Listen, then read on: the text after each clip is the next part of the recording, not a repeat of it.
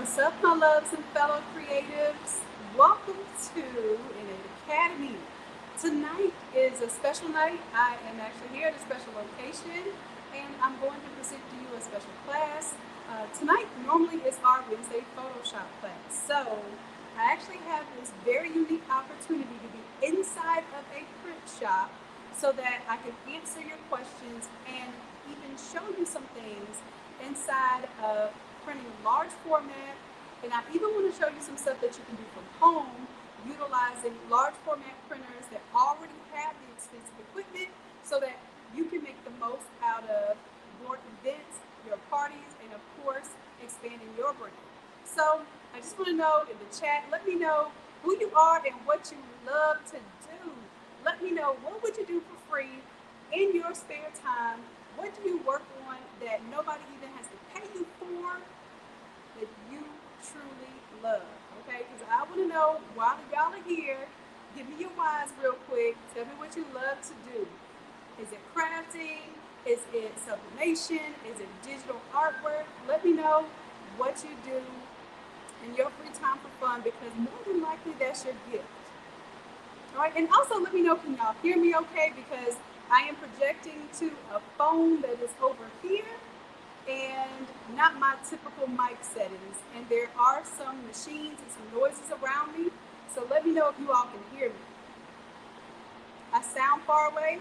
It's hard to hear me. Okay, give me just a moment, y'all. Let me see if I can fix this. Let me bring my phone a little bit closer to me. You might get a little more forehead over here. But hey, let me know. Is that better? Is that worse? Let me get y'all down to my eye level until I stand up and show you some things. That's better? All right. See, teamwork makes the dream work. This is why I love y'all. All right, all right. So I'm working in a little makeshift desk right now that's in a rolling chair. So you all forgive me if I'm not at my normal setup because I want to be able to move around for you all and show you some different things. So before we get into like the physical printing and the physical demonstration of how we're going to set up some things, I want to first get you somewhat familiar with what you have to do on the graphic side of things, okay? And I'm here at this print shop. I'm going to introduce to you a special friend in just a moment when we get into this physical printing side. And what I want you all to know is that you're using the same skills that you use to make t-shirts and flyers and all of those great things. The same exact software, the same exact skills. But there are some things to know when it comes to large format printing that most of us may not know. And I know some of the most seasoned designers that will still submit very poor quality artwork when it comes to large format printing. So first, I just want to ask you all, who has done any large format printing, even if you sent it off to someone else and had it done by a third party? And I mean, have you done, and tell me what type of large format printing have you done? Have you done banners, backdrops, floor wraps? Have you done big standees? Have you done foam boards? Have you done the coroplast signs? Have you done the big entry archways? Let me know what large format products you have already worked with. And I'll give you a moment too, because I know there's a little delay here. Okay, banners, backdrops, a 10 by 10 backdrop. Okay, so sitting behind me right now is a 10-foot banner printer. It prints up to 10 feet wide. All right, let's see, a gray blanket, entryway arch. Okay, hand drawn but nothing printed. Okay, so Tia, this is an opportunity to have your work, your hand drawn artwork on certain products. The 50 by 60 blankets, and I'm sure 50 by 60, that was probably sublimation. Life size cutouts, yes. So sometimes in the industry, those are called standees or stand up boards, all over print t-shirts, banners, yard signs. Is yours echoing? It shouldn't be because I have my microphone off. Oh, let me see. I may not. I don't have my microphone off. Let me see. Let me stop. Are you all getting? Let's see. No, I do have my microphone off. It shouldn't be echoing. Is anyone else receiving an echo, or y'all good?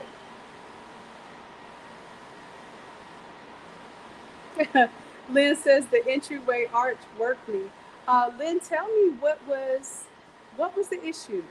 Um, what was it that was an issue with doing the entryway arch? Like, I want to hear y'all's problems right now because I'm about to bring on an expert in a little bit who's been doing this for 20 years, has this beautiful print shop in Atlanta, and is going to show us some things that we can do on our own, but also how we can utilize local print shops and even her print shop in order to help us get our orders done. Okay, laying it with no bubbles. Okay, so one thing we're going to go over today, Lynn, is we're going to show you the hand squeegee method, which is using a hard card. We call it in industry, we call it a hard card, but using that card. And then also there's something that you can do called a cold laminator. And I don't think we have one here. I have one at my shop. Maybe I can show you that later. But there's a big squeegee that's like 48, actually, I think it's more like 51 inches wide. So it will cover an entire 48-inch board. And it also comes in handy when you're laying the floors, if you do floor wraps, to basically get more material down in one pass instead of doing it with a small card. So Lynn, save those questions too, because we will have a demonstration later on today, okay? Good question. I apologize if it's a lot of background noise right now. There are actually printers and fans and things that are going on in the moment. That's the only part of doing things in a production facility. You're going to hear all of the production noises. So I hope that I'm projecting loud enough for you all to hear me. Yes, definitely fans running. Yes.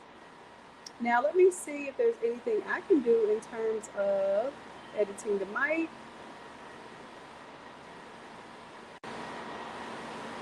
Is that any better or is that any worse? Let me know if that's better or worse.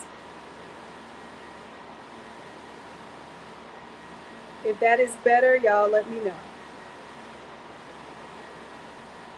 Okay, it is better. Got you. Okay. All right, awesome.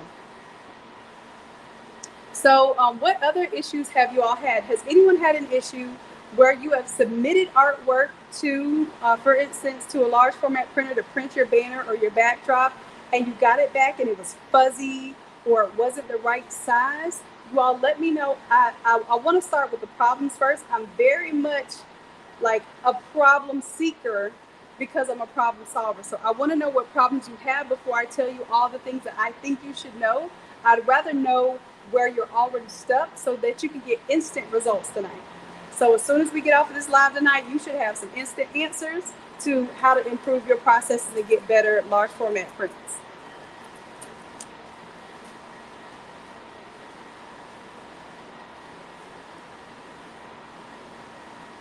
All right, anyone else had any issues?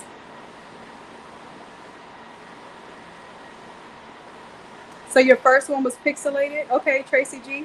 So what I'm going to talk about tonight is a lot of those sort of things. Like I know we're using artwork from the internet. You're using artwork from AI. Some of us are using artwork that a customer provides. And a lot of times it's not up to par. It is pixelated already. So when we go to blow those things up, we absolutely end up in some not so great presentations of work, which we think is our fault, but really here's my formula. Garbage in is garbage out. That's the formula, y'all. So quality in is quality out.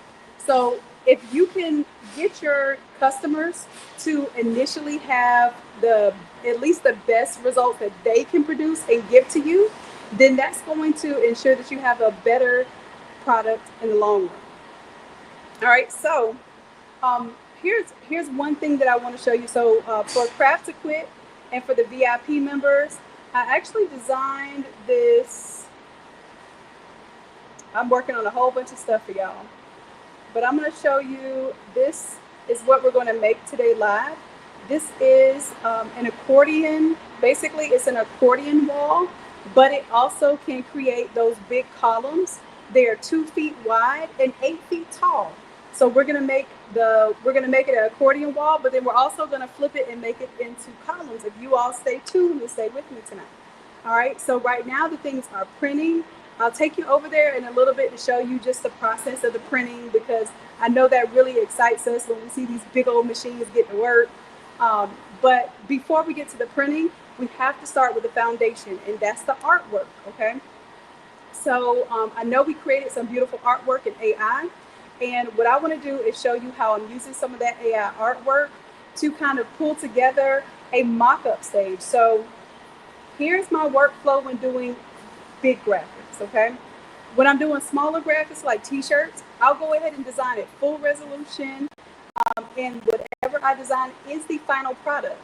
However, when I'm doing large format graphics, you will find that people ask you to tweak things, and maybe they don't like this color, or maybe they don't like that graphic, and it takes a long time for your computer to render those type of things. So if that's the case, if that's a problem for you, then what I like to do is mock it up and play with it on a small scale, like this board that you see on the screen right now. And then from there, once they tell me, okay, I really like that, that's when I go to finalizing the final order. Okay, that's when I go to upscaling, because you all know that if you're going to be printing large, I hope that you know that we're going to have to upscale a lot of these images so that we don't see that pixelation. So I will show you that as well today. So that's one of the first things I did want to show you. I'm going to go to the program that I use. I use Topaz, and you'll probably even see of the last results of what I brought in. And I'm just going to show you like some side by side.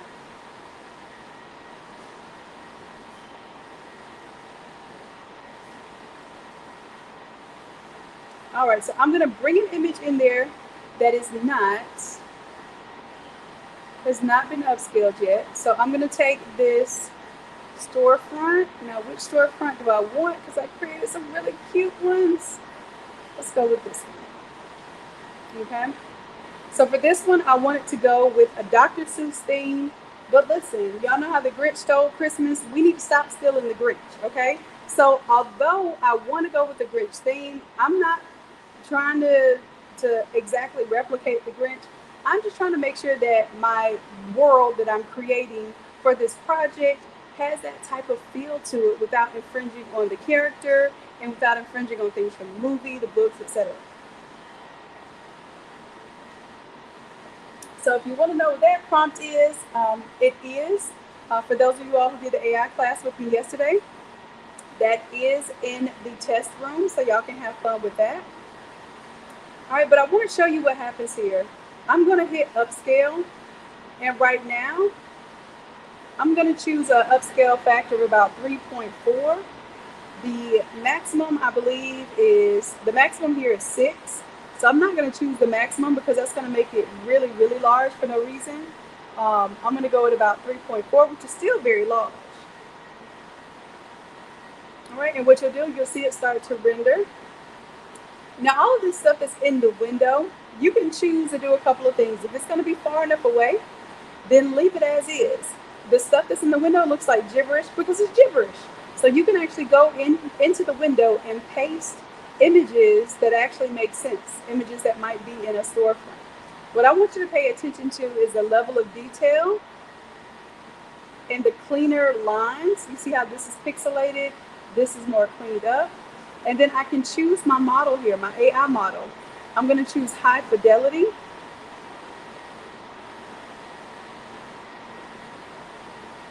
And then I'm going to take you to some areas that have some detail, like here. You see how this detail sharpens around the frame there? Even where you see this pixelation around the inside of the door, like that's all cleaned up and sharp. This also makes a lot of sense for people's faces. So if people give you images from Instagram and then want you to blow them up and put them on a backdrop or a banner, then this tool can help you to get better results for that. So right now it's previewing this stuff.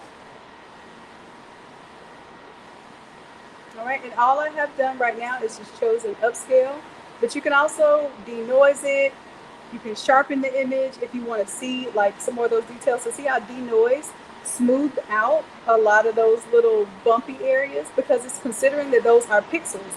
Even though for this particular one, the bumpy areas for me represents a texture, it doesn't know the difference, so it's just smoothing it all on out, which is not a bad thing. I think it actually still looks really nice. I just happen to like the texture here. But see how it's automatically smoothing that out? And you can bring down the strength of that.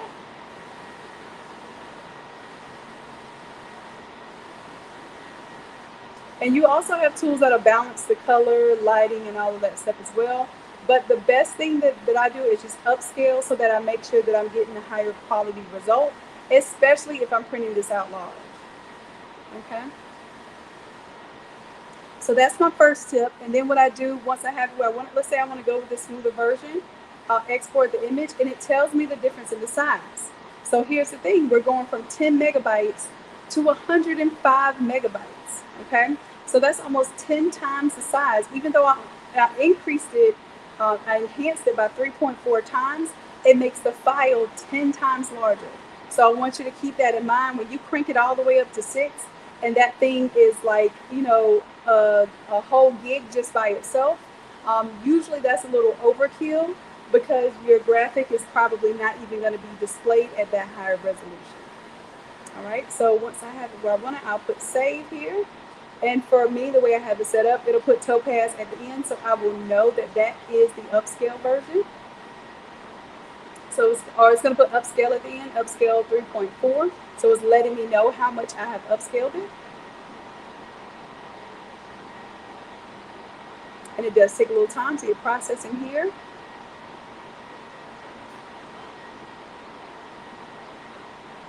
All right, so I'm going back to my Photoshop here. And for this setup, I want to show you that while I'm mocking this up, while I'm basically getting my customer used to the setup and my idea for what I see for their event, I'm probably mocking it up in something like this. And for Craft to Quit and the Gold VIP members, I will be dropping this in tonight's class. This is tonight's class, but I felt like I'd rather spend more time with you showing you the actual setup, printing, and hands-on than us doing our typical Wednesday Photoshop hands-on class. Because while I'm here, then you have this opportunity to ask questions and see behind the scenes.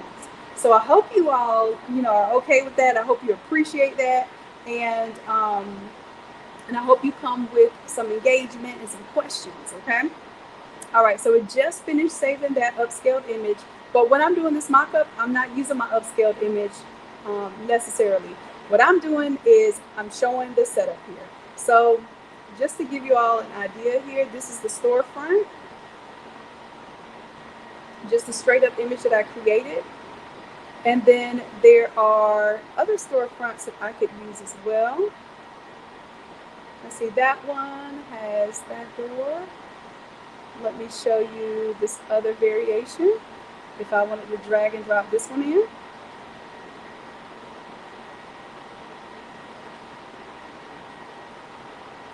I could pull it right over this area. Just make sure that it's just big enough. And then I'm going to right click and create a clipping mask. And this is just so that I get some immediate understanding of how I'm going to use this particular graphic. Now keep in mind, this could be a banner. Right now I have the 3 arches, but you may also want to do this on the banner. So the 3 arches would probably be a corrugated plastic. Also name brand, they call it Coroplast. Or it could be a foam board. And then for some of you, you may even have those fabric, I think it's called a Shiara or something like that. Don't get me to lying. But those are usually smaller and more narrow, and then you have to sublimate those. So I do have some samples of that, but I really don't plan on sublimating the fabric to do those things unless it was something I was going to use over and over and over again, I may do that. But for the most part, these events are temporary, and even if they are reused, they're not used for the most part on a daily basis. So they'll be able to take these, store them away, and reuse them. So for instance, I have 3 of these in my shop. If you all recall, right behind my printer, I have those 3 arches, and they still serve purpose to this day, even though they're 2 years old. And they are mounted on cord class, and they were printed right here in this shop. All right, so just letting you know that those high quality graphics with a solvent printer do last very, very well. All right, so this is just an idea here for the arch walls here. And then I also have some cutouts. So I'll show you some examples of some of this stuff later. But cutouts are typically just going to be something that's kind of layered in front of your large format graphics, just to give it a little bit of depth. So for right here, and this is AI generated. So again, if you're in the AI class, I think it was class AI 39, I added these just today. So if you go to my test room, you'll see that I made these gifts, and I wanted them to look like they're of the Grinch. So, so they have that kind of fuzzy appearance to them, and I want them to be with the lime green and red theme. So these might set as a cutout board. Some people call them standees, stand-ups, cutouts, etc. So people sometimes also just call them props. So these are going to stand in front of my graphic. It will have to either stand on its own, or it would be mounted to some form of stand. And this would go maybe about 3 to 4 feet in front of my image. What it makes it look like is it makes it look like now I have depth when it comes to my all over graphics, right? Okay, next piece I want to talk about is on the floor. This is called a floor wrap. And the floor wrap is also one of those pieces that can make an event look really, really substantial, because you're literally changing the appearance of a room from the front sight all the way down to the floor. So it gives a nice flow from the backdrop into the floor area. And then also, when you have some type of floor image, you're probably going to have like a name or a monogram or some type of message, or the event brand logo will be in the center of that. So this is actually open in the center, so you can do that. And this happens to be AI as well. And if you all missed that class, make sure you go on shop.innate Academy and purchase a class, because this was the biggest class that we've done yet for AI. We had over 10,000 images created between all of us. So it's a co-creation type of network where everybody gets into the Zoom room and into that server and helps to create images. And I'm telling you, but I guess I can show you better than I can tell you. Let me show you here. All right, so here's the graphic right here that was created for the floor wrap. And you'll see here's that arch there as well. All right, and this was not the only, we didn't just create this whole Grinchy world. I just got so tired of seeing everybody literally steal the Grinch that I wanted to literally give us an opportunity to make things right and do things beautifully, execute it beautifully, but not necessarily get your Etsy store shut down and all of those things if you are creating these type of graphics that will still resonate with that audience, but it's not infringing on the Grinch character. And then even be careful with saying the word Grinch. I use Grinchy, or sometimes people use Grinchmas.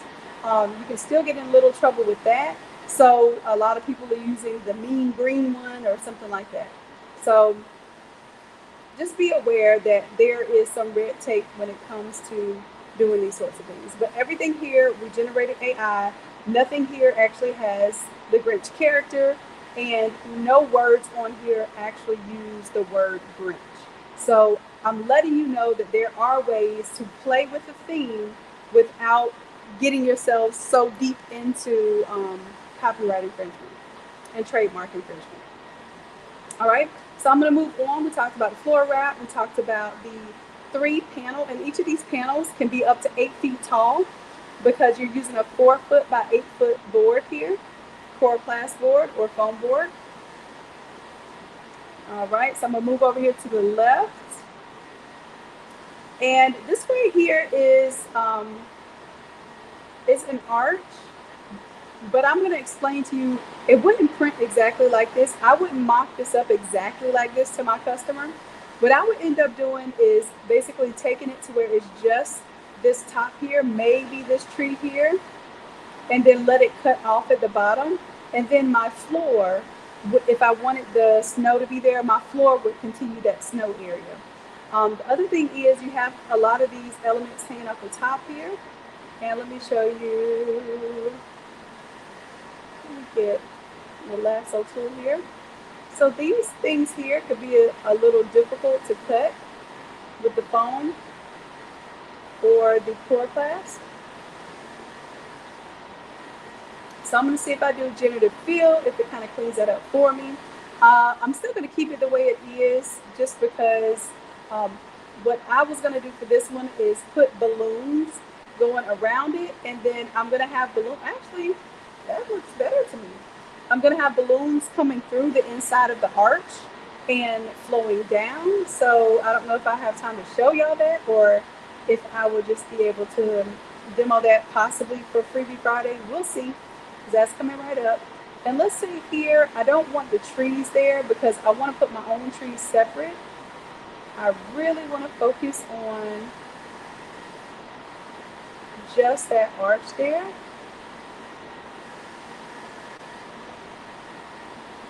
So I'll do the same thing here. Now, once I have something that I really want, I'm going to go ahead and merge this down, because when you're using AI inside of Photoshop and you keep using AI to generate certain parts of the image, it eventually will get it to where, you know what, let me not do too much at one time. As a matter of fact, I'm going to deselect everything and I'm just going to do one little piece at a time. I have discovered the more surface area you attempt to use the AI with, the worse results it gives you in that area. So if you work smaller areas at a time, it'll be better for you. All right, so I'm going to go ahead and hit generative fill, generate here. And then what I'll do is, after I get this kind of how I want it, then I will go and upscale this and make it a nice, pretty, ooh, I really like that. But I want to see, let's see, what else? Yeah, don't like that. Definitely don't like that. So I like this version best. And then I can even go back. Let's merge that down. I can even go back and say, okay, well, now I like this. I'm not really feeling, I feel like it should actually come in just like this one does, but I'm going to leave that alone. And now I'm going to come over here and see if I can grab this tree and get rid of that one. Generative fill, generate. All right, so I need to hear a little something from y'all. Go ahead and let me know in the chat if any of this stuff is helpful. If you like seeing this, if this is fun for you, let me know.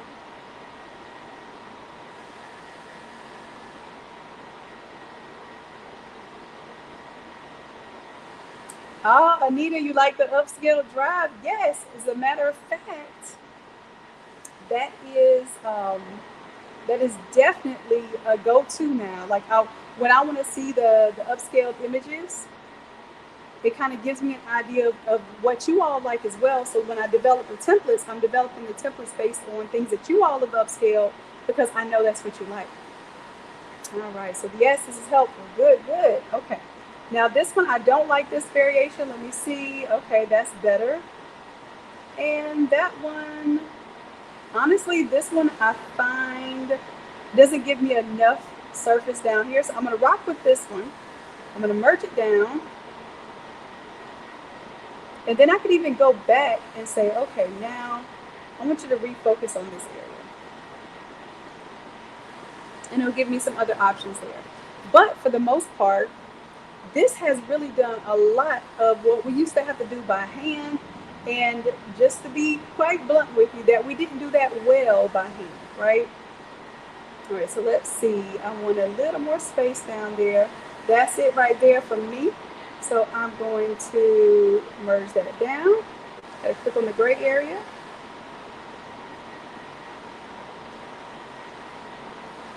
And then here, let me see if I can clean up this little part right here. And y'all, this would make an excellent art.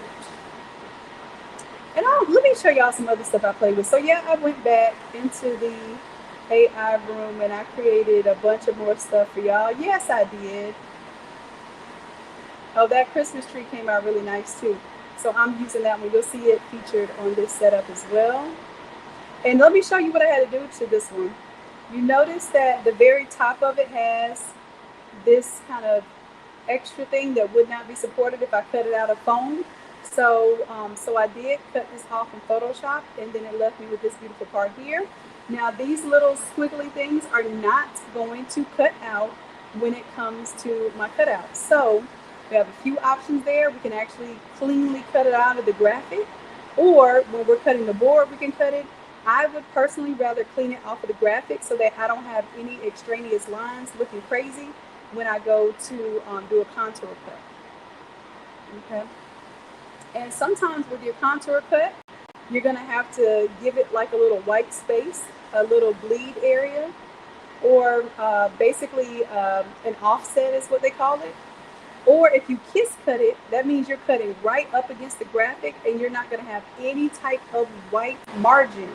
If you kiss cut something, you need to ensure that it is a graphic that doesn't have a lot of holes in it, a lot of open spaces, so that it's nice and sturdy. Like these GIFs are all kind of touching and connected. I could technically kiss cut this graphic. All right, let's see, I made some cool ornaments, having fun with those. Just letting y'all know, I made some thrones here. I haven't got a chance to play with those, but I thought y'all might really like those as well. Going all out with this theme. But I also want y'all to use these same things that I'm creating for your watercolor, your hyper-realistic themes, etc. So just seeing some of the things that I was coming up with to build out. Like even because of the storefront, I wanted to have like a shelf with some cool toys on it that looks like it would come out of Whoville. So that might be a standee all by itself. And maybe it'll say like, you know, if it was somebody's birthday, it would say Noah's Toy Shop or something like that. I really like this idea. I was creating a checkout counter. So if I were doing a real live event, I might separate this desk area here and use that as a facade for a desk. And that's what you do with a large format printing too. You can print the fabric tablecloths. You can print on the corrugated sign and do what they call a desk wrap, which is essentially just the core class is higher than the table, and it basically gives the table a facade when it doesn't have to have a tablecloth at all. So those are nice, and then they're nice and firm and flat, so you don't lose the image in the wave of the fabric or anything like that. All right, so just showing y'all some of what we came up with. Now, I want you to understand too that just because I'm showing you this, you know, Dr. Seuss version, you know, we did some beautiful artwork for our respective themes too. So we also did it in a Dr. Seuss style, but we did different colorways. Like this one is mint green and rose gold and pink.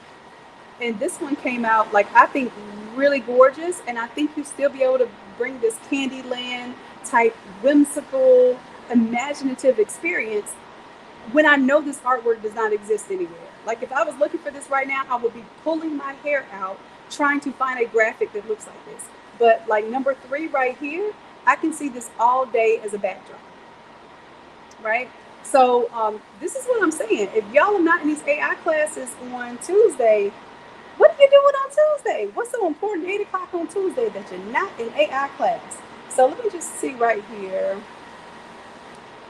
We have increased it. There are 14,000 images in the server. Y'all really like this class. You all really love this class. Oh, I'm seeing y'all showing out too. All right, so let me type in, I'm gonna type in art for something else. So just giving you some ideas that you can use the arches that you came up with in class. And you can replace my Grinch theme with whatever you want to do, with whatever we created. All right, and of course, same thing with the storefront. So that's why I was telling you all how to prompt. So we come up with matching images that go with your whole theme. All right, and let me go on back to Photoshop here. So I'm gonna save this one because I like how that came out. I probably would make this one. Let me merge that down first because I do like what it did there. I probably would make this one come in as well just because I feel like that's how it should look. But if it doesn't give me that, then I'm going to move on because that's something that I would manually have to do. And I don't know if y'all know about Photoshop using the puppet warp tool. I didn't come here to show y'all the puppet warp tool. I don't know.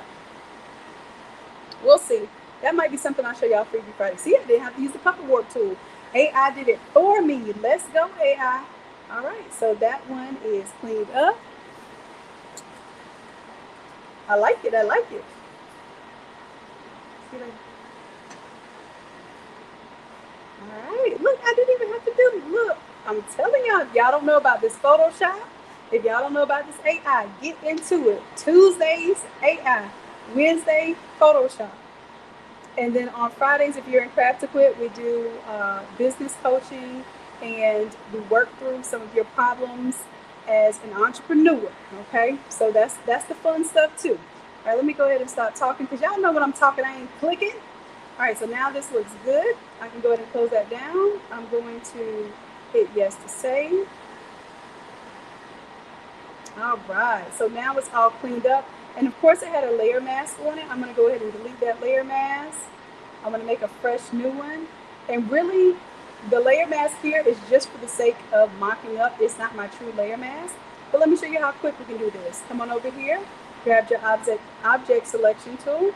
I'm going to go to the cloud, then select subject.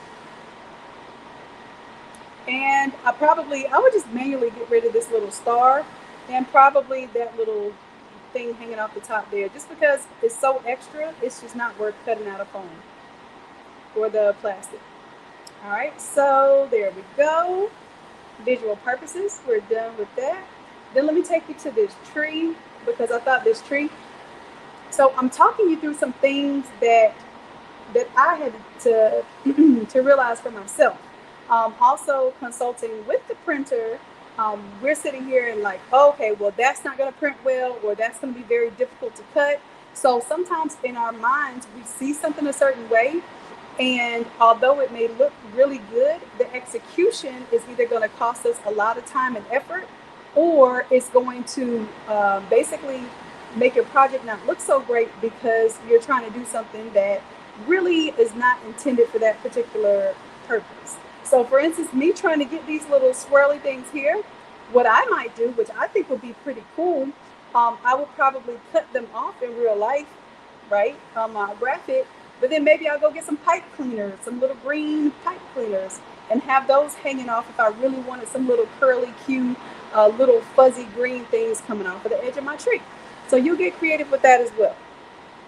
All right, so I like my little tree as my cutout there. So I got my gifts as a, ooh, I thought I was pressing space bar. My bad, y'all. Hold on just a second. Let me control Z. All right, so space bar here. I turn into my Michael Jackson glove. Then I can, all right, I'm moonwalking across the screen. So I have my gifts over here as a cutout. I have my gingerbread man. And then I have this tree. So each of those cutouts would cost based on the size that you decide to do them. So keep that in mind. Whenever you're mocking up your images, pretty much every 4x8 board is going to cost you, and we'll go over pricing a little bit later because it depends on whether you're buying the board yourself and applying the vinyl to the board, if you are getting the boards pre-printed, or if perhaps you're doing some other type of layout method, which I don't suggest really any other kind of way, because even, like I said, if you're sublimating or you're tiling paper and that sort of thing, for me, there's so many more economical ways to do it that I would not suggest that at all. Okay.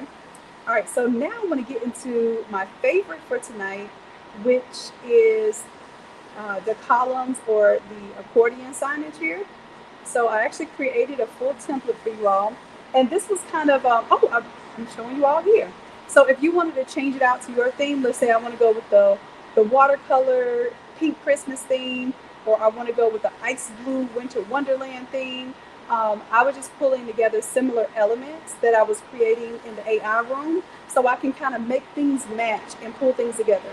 So if you look at some of my prompts, especially in my test room, you'll see that, I created this cottage, or I created this storefront, I created this pink Christmas tree. This is actually one piece of AI here that I made a column out of gifts. And then I also made a horizontal version of it, okay, using the same prompt, but just changing it up a little bit so it gave me the horizontal gifts. And no, they are not the exact same, but what I did was I used the prompt, reprompted it, and then gave it a different aspect ratio so that it kind of put those gifts in the long ways versus the tall way. All right, so just showing y'all how I would put together some of these looks.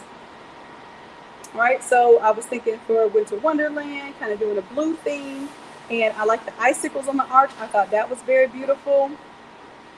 And then I also like this idea of doing like a bridge across the water there with the snowy caps. So just giving you some ideas of how I brainstorm what pieces go together.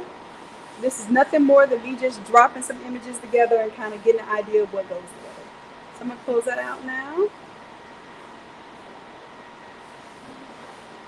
And I was getting ready to make a wreath, possibly even like a floor wrap that would be a circle and like have a monogram inside of it and everything. But I'm not going to bore with y'all with that right now because I was still playing with it, so it's not done. So let me go on to, I'm going to show you all. Get out of my AI folder.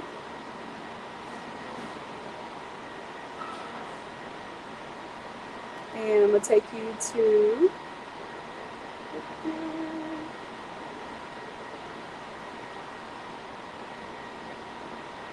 where are we? All right, here we go. So this is just the JPEG version of it. And then I'll bring up the editable one too. This is a huge file, okay? So part of why I'm talking to you tonight is because typically we would do this in our live Photoshop class. I'll walk you through all the steps. You won't even see my screen. I only see your screen. But I'm showing you how I basically prepared these graphics. Now, what this is, and here, let me bring up the editable version of it so you all can see.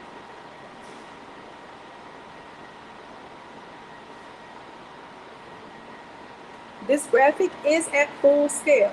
So if you believe that you want to start doing a lot of large format graphics, please make sure that you check a couple of things. Number one, check your hard drive space. Make sure that you have enough space to save these things. Get you an external hard drive. I stand on business when it comes to my computers. That is my business. So I will literally invest in a computer that is good enough to last me for 5 years or more. I'm typically going with the higher specs of RAM. RAM is how smart your computer is, how fast it can think. And then the hard drive space is how much space it has to save files, right? So Photoshop itself can take up quite a lot of bit of your hard drive space. So if you only have a little bit of space left, you're probably saving to an external hard drive.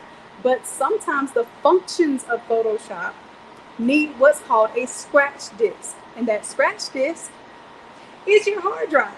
So I have noticed when we try to process on external hard drives, it slows down the process. I'm just being honest with you. You can do it. Photoshop even recommends it. But Photoshop's going to tell you that because they want you to keep paying for Photoshop. So they're going to tell you, yeah, you can make your scratch disk your external hard drive, but it does slow things down. because nothing's going to think as fast. No external hard drive that you pay $50 for is going to think as fast as your computer does. That's just that. So I'm just letting y'all know, large format graphics, that's why we're here tonight. We're talking about large format graphics. My goal with you all is, we have a craft to quit program, right? The whole point of craft to quit is to get you to quit crafting, quit calling it a craft. You can be, you can do a craft, you can perfect a craft, you can be a crafts person.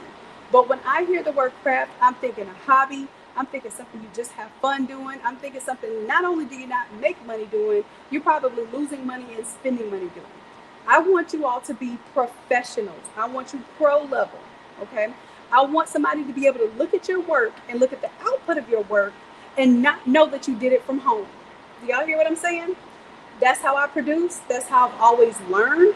And I find it very, very hard to see a lot of people teaching you all methods that don't translate in the professional world. So what ends up happening is you go and you get a big client that expects, high quality graphics. They expect you not to have pixelation. They don't want to see your tile marks. They don't want to see where you forgot to overlap properly and that sort of thing. So that's why my whole goal is to help you be professional level without having to have the same 25 years of Photoshop experience, and without having to pay the six-figure investment in tuition that I have had to pay. Okay, and it's probably been high six figures when I consider all the mistakes and all the things that I've learned on my time and my dime through school and in life.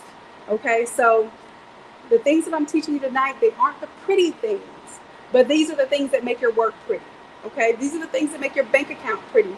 These are the things that are going to help you make your professional growth pretty, even though we're talking about computer specs, pixelation, all those things that seem like, Doc, just show me how to make this junk now. Quit playing with me. I just want to see the vinyl, hit the board, and let's go. You have to have this foundation before you start designing in a way that's going to hurt you more than it'll help you. If you put a big project out there and you print something for a business and their logo looks like Rice Krispie treats, y'all know what I'm talking about, all those bumps and little bubbles and stuff in it, and it does not present well. That's not how you want your work to go. Okay, so I'm going to show you a trick. If you do have to design, I already, like, this template is already designed at full scale. I'm going to take you to my image size, and you'll see this is 176 inches wide. Okay, so this is four 4-foot wide panels. It is 96 inches or 8 feet, either one, tall. All right, and then the resolution here, I don't have it at 300 DPI because most people viewing things this big are not looking at it at 300 DPI. 300 DPI is when you have something right in front of your face and you're reading it like a book. All right, so large scale graphics are typically not going to be viewed at 300 DPI. Plus, I know most of your computers can't handle it, so I choose to design at 150 PPI or DPI, whichever one you choose to use there. So if everything is a smart object, you can just do this trick right here. Now I'm going to show you what doesn't work before I show you what works. So I'm going to change it to 15 pixels per inch. And you're going to watch this file go from a gigabyte file down to a much, much smaller file. Okay, so now it's about 10. It's literally going from 150 pixels per inch to 15. It's made it a tenth of the size. So then when I hit OK, what you'll probably notice is some of my layer effects, some of my pattern effects and things like that will be affected because now I'm going to a tenth of the size. Anything that is a smart object, i.e. all of my background images, all of my ornaments, all of my garland, those I all brought in as smart objects. So it preserves and it locks in that high resolution, even though I'm going to play with it at 15 pixels per inch. When I'm done with my project and I'm ready to turn it into a printable file, the last thing I will do is turn it back up to 150 PPI. Then I will export it or save it as a JPEG, something flat. And then if I need to edit it again, I'm back down to my 15. But I want y'all to see what happens when this whole image size is changed to something that is not a smart object. So I'm going to go Control 0, see how much smaller that is. Now, it's probably not so noticeable because I have my settings set to scale my effects. So it should scale the outlines. It should scale the drop shadow. It should scale this little glitter pattern inside of here. So let me zoom in. Okay. It should scale all of that, and it did actually pretty well. But if it doesn't scale it properly and you design small and you blow it up that big, then you may not see that translate in your drop shadows, and you will have to change those things. But here, I'm pretty much designing at 15. So I'm going to actually save this. I'm going to save as. And I'm just going to tell myself this is 15 PPI. And I usually put the word preview. So if y'all notice in the Automizer, some of your files say preview. That's because they are so large that if I were to make the Automizer have all of those large format files, it would take too long to render. So I do it as a preview size. So if you want to print those banners or those backdrops, you're going to have to do exactly what I just said in reverse. All right, so I'm going to save that one as my PPI. And now it moves a lot faster if I want to go move these ornaments or anything like that. All right, so this is actually a template for you all that are inside of the Academy if you're a member. And even if you're not I'm still going to give it even to the silver members. Okay, so I'm going to make this your next week download class. So we'll actually work through this together. And one of the things that I'm going to show you is, let me just show you real quick how you're going to be able to go in here and whatever word that you type, you're going to be able to make it look like this ornament is hanging from. I'm going to turn off and on this hook. So this was something that I want you all to learn as an advanced technique. It's not hard at all. It's just an advanced technique. Try to do this in Canva. It's a lot of work to even try to do this in Canva. But let me show you. Let me disable the layer mask. This is what the hook looks like. And then all I'm going to do is show you all how to use a layer mask in order to make it look like this is hooked around. Okay? So y'all look forward to that for next class. I'm going to go ahead and close out of this though. Let's hit yes to save. And anyone have any questions? Anyone have any questions before we move forward?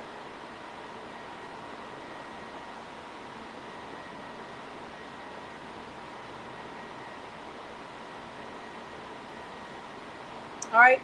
Anita, the best specs. I'm going to give you my opinion that is been tried and true over the years. Right now, with how technology has advanced, I would say I'm going to tell you your minimum and what I suggest. Minimum is 16 gigabytes of RAM. And the RAM, like I said, is how fast your computer can think. And I would say at least 500 gigabytes of hard drive space. That's minimum. Okay. Now I'm going to tell you my recommended, and then I'm going to tell you what I have as well. So if you can get up to 32 gigabytes of RAM, that's going to be amazing. Some of you have 64 gigabytes of RAM. That's super amazing. And you're probably not going to find 64 unless you're doing basically what do you call it? A PC that is not a laptop. Okay. So that's where you're going to find your best bang for your buck. If you have to have a laptop, yes, you can do 32. I actually have a 32 and I also have a 64 laptop. Sorry, I was a little gnat on my keyboard trying to make me click on stuff for y'all. But don't look for a 64 laptop because you're gonna like psych yourself out before you even get started, because it's probably going to be somewhere upwards of about $4,000. Okay. Now, if you're ready for that type of move, I would still go with a desktop that has the 64 gigs because it's going to be able to use that better, because the laptops don't have a fan that cools off fast enough. If you are doing like super large format jobs and that sort of thing, The reason why I have a laptop is because I do travel a lot, and this is my way to get work done, whether I'm at home or on the road. So I have opted to make that sacrifice. But before, all of my big computers were all desktop computers. Okay. I would say both, pretty girl. I think you should do an external hard drive, and if you can invest right now in a laptop with more RAM and storage, that is what I would do. I don't have an external hard drive that I use per se. I use cloud storage. Google Cloud is what I use, so that backs up everything on my hard drive. And what it does when I'm not using it, it is no longer on my hard drive. It's on the cloud. But then when I access it, it temporarily puts it on my hard drive. That saves my hard drive space. Ah, you're trying to get your son to build you one. But go ahead, go ahead. Um, so let's go ahead and get into. I think the prints may be done. I'm gonna go check on them. So I want us to get into more of the physical part of things now. All right. So any questions right now? A specific laptop? I really don't have a specific laptop. I've used everything from HP. That was my one of my first laptops ever. My first couple of laptops ever. I've used Acer. I've had Alienware. Was my very first. It was my big old gaming computer that my granny had to trust me that I really needed that big old computer because I think they had to put it on like a Best Buy card or something, and I had to pay it off interest free in 18 months. So that's another option too. If you have the opportunity to do the Best Buy interest free, what that allows you to do is break it down into payments and just make sure that you're overpaying your payments so that you pay it off in 18 months and you don't end up with that interest fee. Okay. Yeah, I don't do the Macs, y'all. I got this iPhone and I'm still questioning my life right now. I don't know, but I have heard great things about Macs. I used to work on them in high school when I was first learning Photoshop and I was doing desktop publishing and doing the newspaper layout and stuff. And it was an iMac, the big back iMacs. I don't know nothing about them since. Okay. All right, but Coach Nancy and I know Felicia, who's in the academy, one of my triple OGs. They have Macs and they love them. Okay. All right, so let me see if I can take y'all with me. I don't know what's going to happen over here on this computer side, y'all. So I am going to literally take the phone with me because this is where you all can hear me best. So let's roll. And then I'm going to go see if my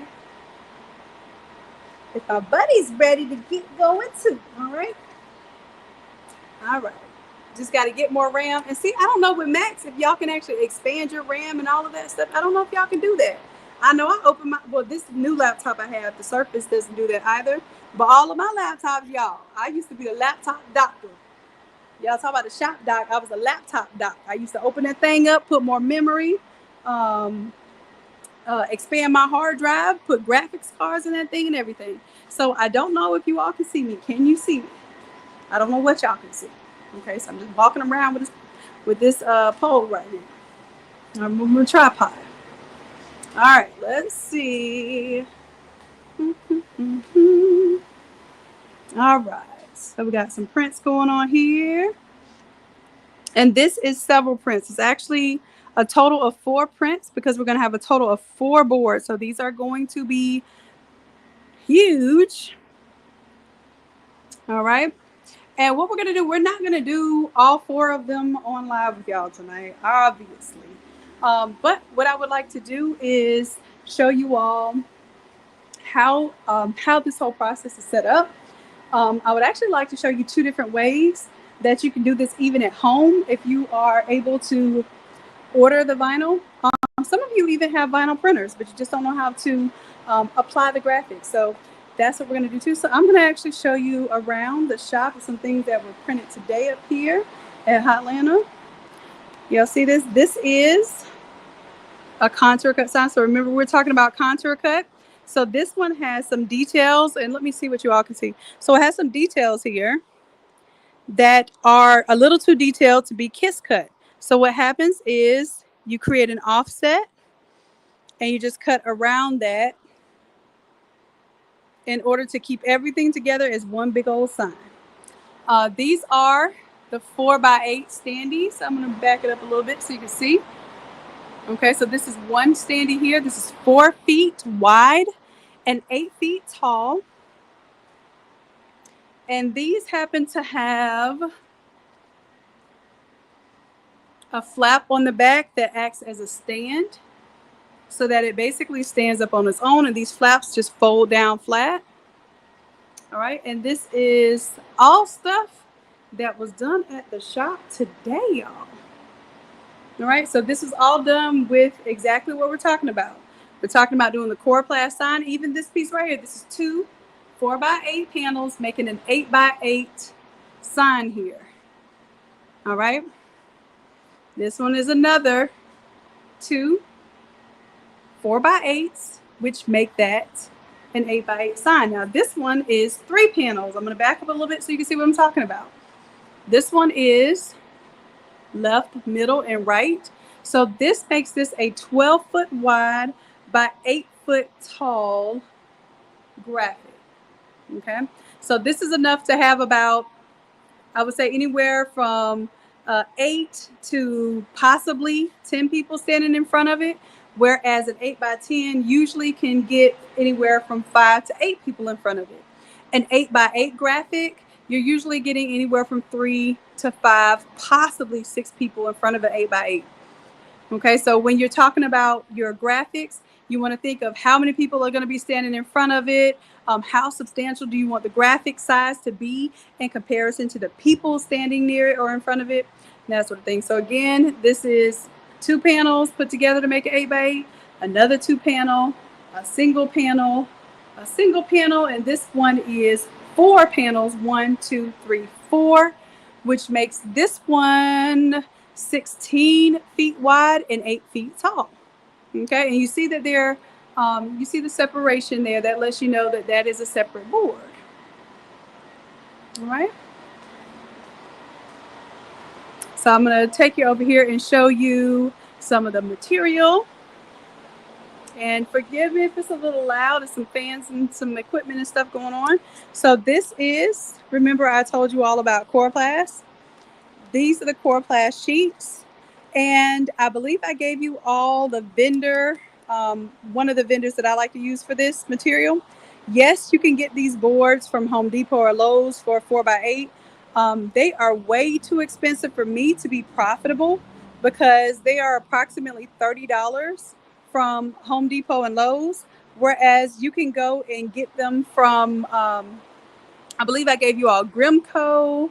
I gave you all another supplier as well, where you can order them, and usually they're there like by next day, depending on your location, and they're about $11 a piece. $11 a piece versus $30. Okay, and they're the same exact material. All right, and then these are just layout tables that have a self-healing mat on them. So the self-healing mat is something that you can cut into. Now, mind you, you don't have to have all of these things to get started. I'm just showing you some things that make it a lot easier. This is a coroplast cutting tool. So it has a groove in it that allows you to get in between the grooves of the coroplast and run the tool down it so that it creates a straight line. And you can also just cut only one side instead of cutting through both sides. If you want to basically make your hinges, so you can make it fold like we're going to do whenever we make the column. We're not going to cut completely through it. We're going to cut through one side of it, and this tool is going to help you do that. All right, so I'm going to, let me take a little bit of a break, and I'm going to go find Miss Lynn and see if we're ready to do a demo. So in the meantime, in between time, yeah, Anita, I'm trying to tell y'all. You want me to hear, while I'm waiting on Lynn, let me see if I can find this supplier for you. I done gave this to y'all so many times before. Let me see. Let me see.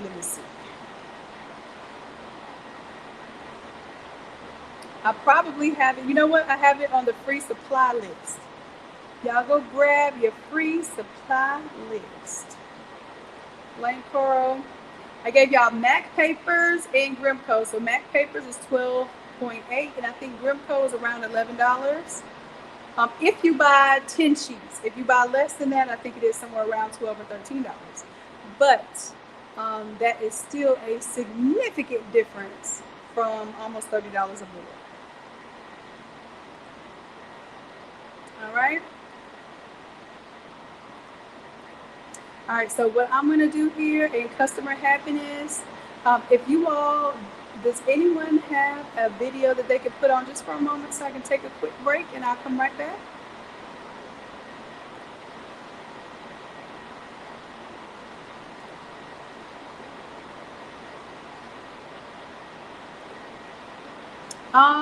This one is actually, it's a free file, the free, what is it called? I give y'all a free vendors list. Yep. But it's also, I know it's in Craft to Quit as well. I'm positive it is. But it also give me a chance to tell y'all that on Friday in Craft to Quit, if you all can't find it, then I will redirect you to that free resource. Okay. All right, so I'm going to go ahead and put things on pause for a minute. I'll at least put a little music on for y'all, and I'll be right back, okay? Y'all don't go anywhere, and make sure that in the chat, if you all want to attend the free class on Friday. So on Friday, I'm going to be giving away some freebies, free files, some of this AI artwork I'll be giving away. I'll be teaching you all how I flip this kind of stuff from one thing to another. So I'm thinking about doing the pink Christmas, winter wonderland, and basically taking this Grinchy style design and flipping it to a totally different theme.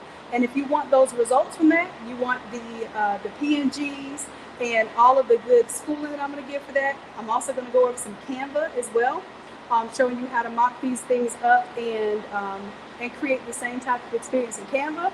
Then go ahead and the comments on the live video on Facebook, or you can go to Instagram, and on Instagram you will put the word patch under the latest post, and then on Facebook you will put the word patch under the live video.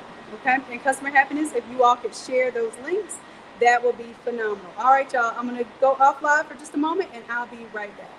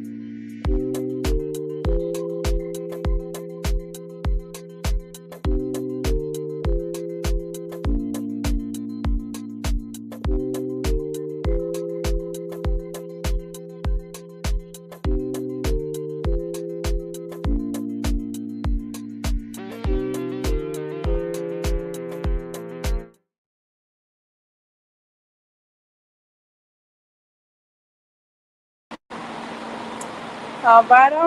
I'm back. So we are getting some prints from the printer, and of course, putting out some fires at the same time because real production is going on at this very moment. So Miss Lynn is going to join us in just a moment, and we're going to go over, like I said, two different methods you can use to put the print onto your boards. So I'm actually learning, and you all get to watch me learn. And I don't mind showing you that even your pros have to have coaches and learn as well. So I've actually done a lot of this type of work.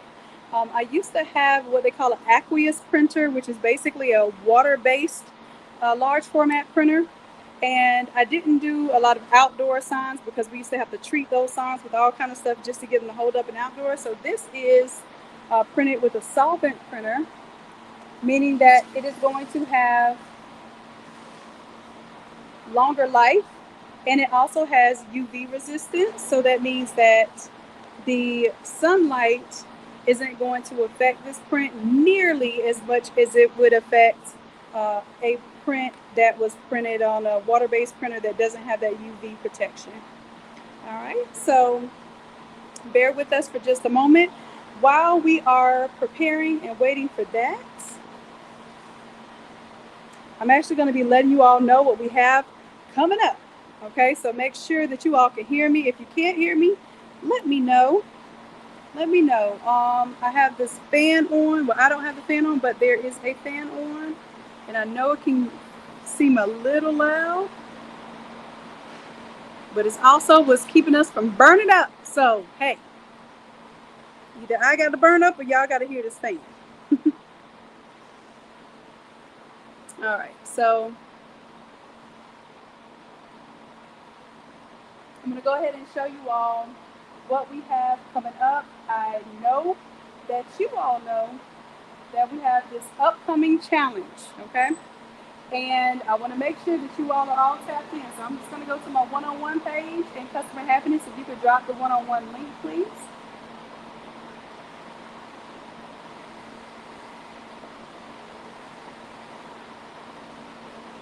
And just giving you all an opportunity while we're live, and while we're live only, I'm giving you an opportunity if you want to join Craft to Quit, which is where on Tuesdays we do AI, Wednesdays we do Photoshop. Oh, why don't I have the camera there? I guess I can turn the camera on me during this so you all can hear me.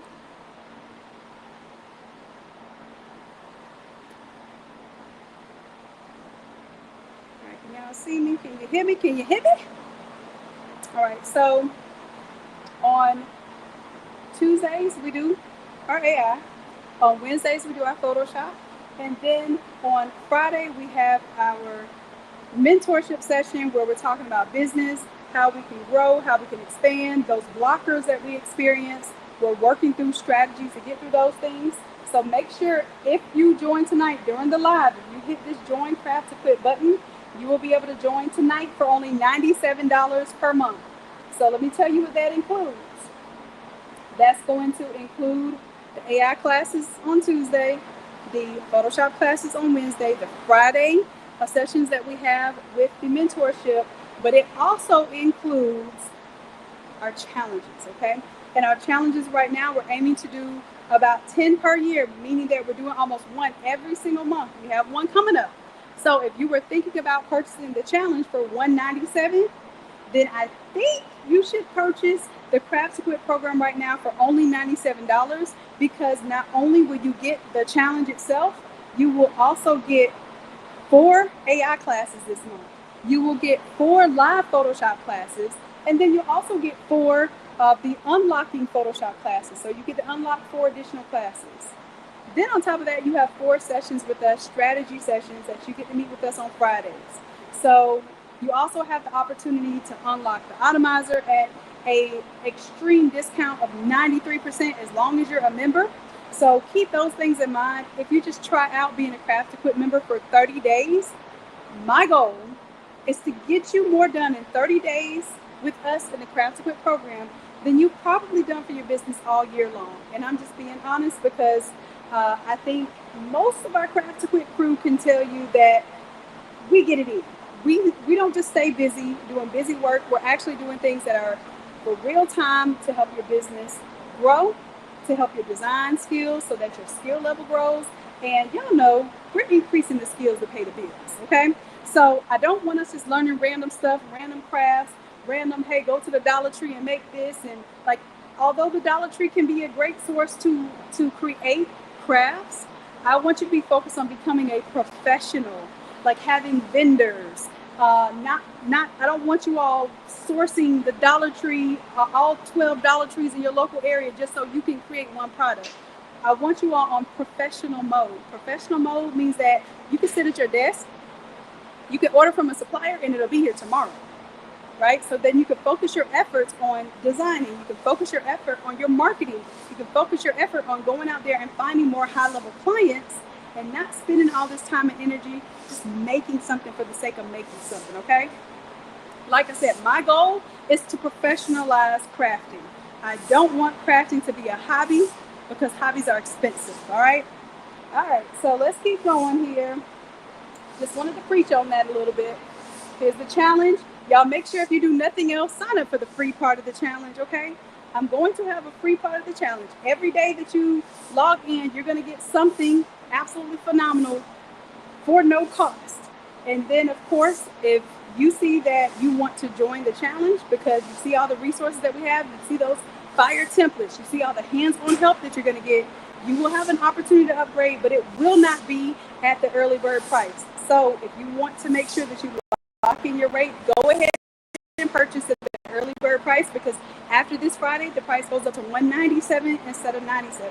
I'm giving y'all that runway to buy in early, but y'all know how we are as crafters, as creators, we're last minute. Just telling you, last minute, we got to pay. All right, so just giving you all an opportunity to know what we're doing for this.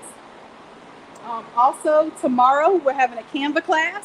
So if you have never touched Canva or you just want to really get your Canva skills up, Coach Treese is teaching a class where she's going to show you how to build your own template from scratch inside of Canva, okay?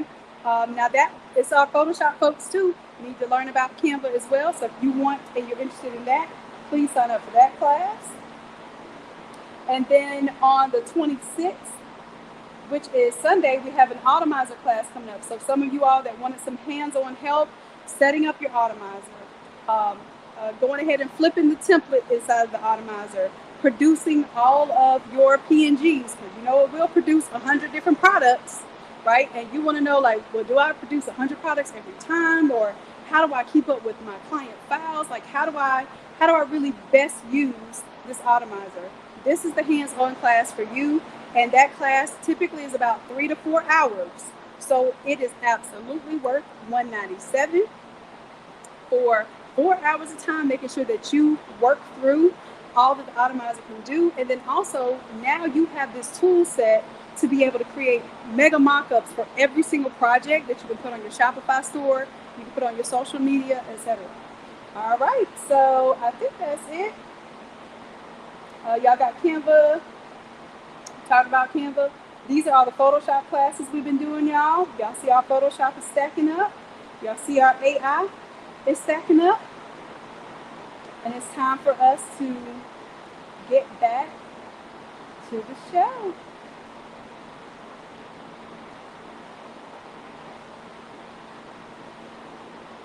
All right, so I'm pulling back up my Photoshop here. Let me go grab my seat. I'll be right back.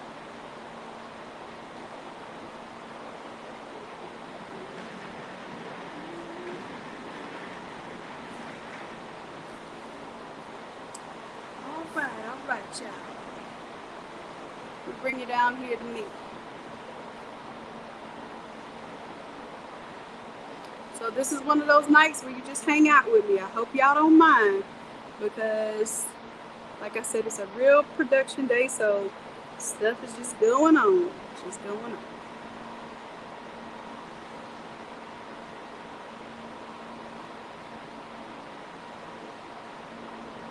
All right, so in the meantime, in between time, I'm going to show you how to flip this template that I was telling you about here. I'll show you how fast it is too. So let me close out of the JPEG and open the full file.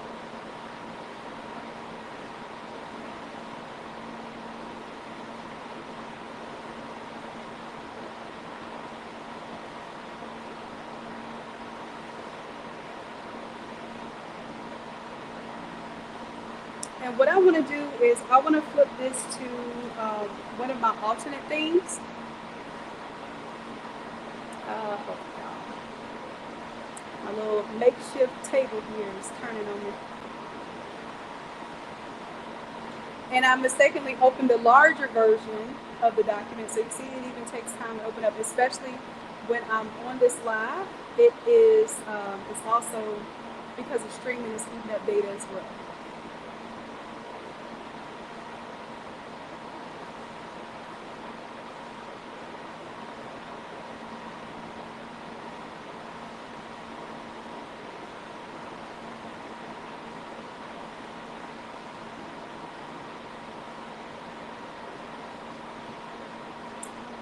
All right. Oh, thanks, Cheryl. Cheryl says it's great over here in Crafty Quick. I'm trying to tell you, C2Q, what it do? You better let them know.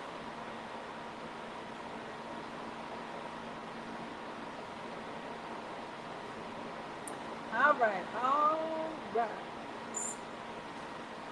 So that one opened up, and I'm going to open up the 15 PPI version. Like I said, it's going to move faster. As a matter of fact, when I open this up, it should even take much less time for it to open.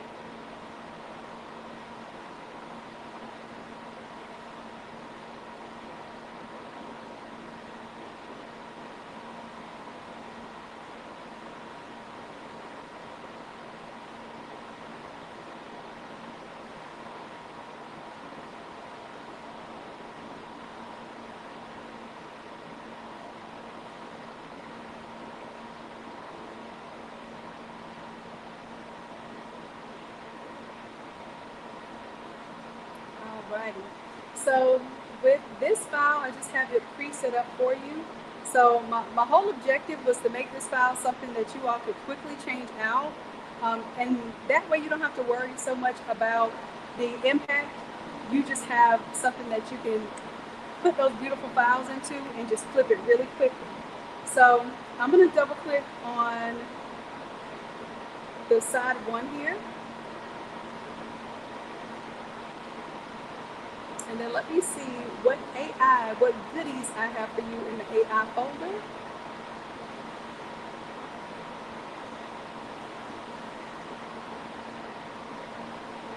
And if you notice, this is just basically an 8-foot by 8-foot board here. Let's see. It's not quite 8 feet wide because our columns are only 22 inches. So it is 88 feet wide. So that means that it's 4 panels of 22. And let's see here. Downloads.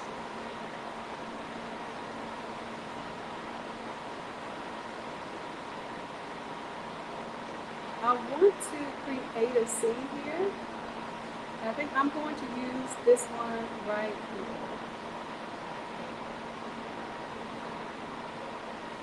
So I'm going to use my pink Christmas tree. Okay. Oh, I was supposed to just drag and drop it right onto the artboard here. And notice how small it comes in. That's because this file is to scale very, very large. Okay.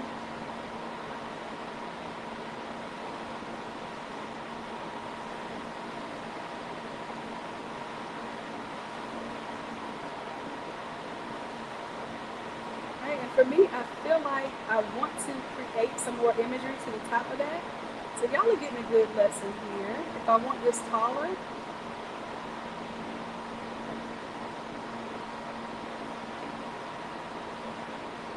then even inside of Photoshop. Now what I would prefer to do is go back to my graphic. Ooh, let me see. I'm going to go to store. I'm going to type in the word store. And let's go to my older ones. And it will be one that I have upscaled.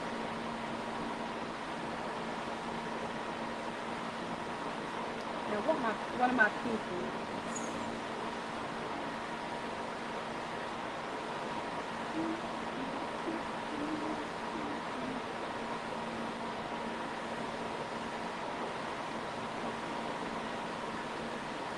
grocery store.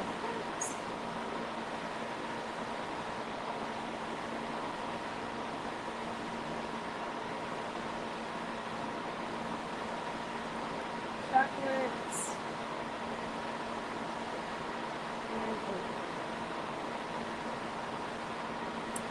All right, there we go. So I want to say it's one of these. This one right here looks familiar. Yep, that's it. So I'm going to jump to that one. And what I want to do is I want to pan it up. I want to zoom up because I need some more imagery up here. So I'm going to hit this up button, hit submit, and then that way it should give me some more imagery up top here.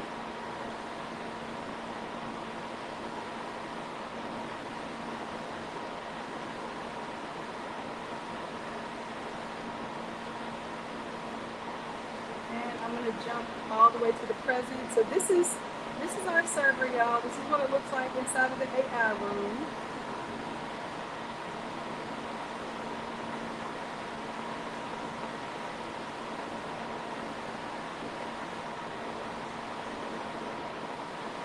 And let me make sure I did what I said I wanted to do.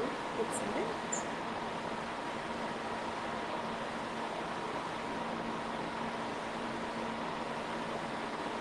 So it should start making that towards the bottom. There it goes.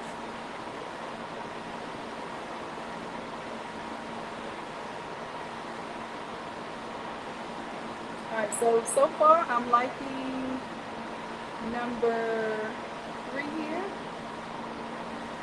I like 1 as well, but I like the balcony here. So I'm going to upscale number 3.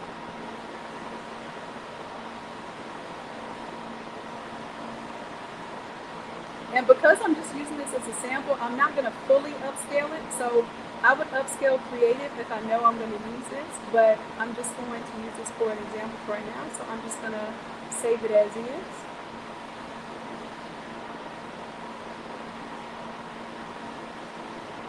And then this will be our peak store. And I'm going to put number 2 after it just so I know it's a good thing.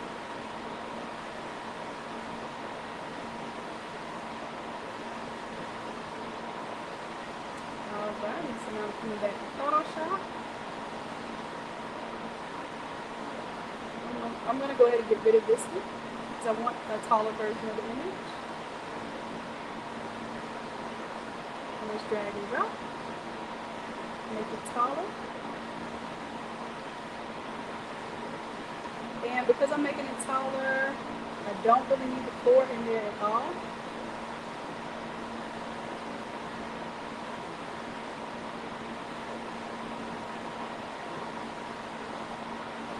With that, I'm going to go ahead and lock in that transformation, and then I'll make sure that I save it.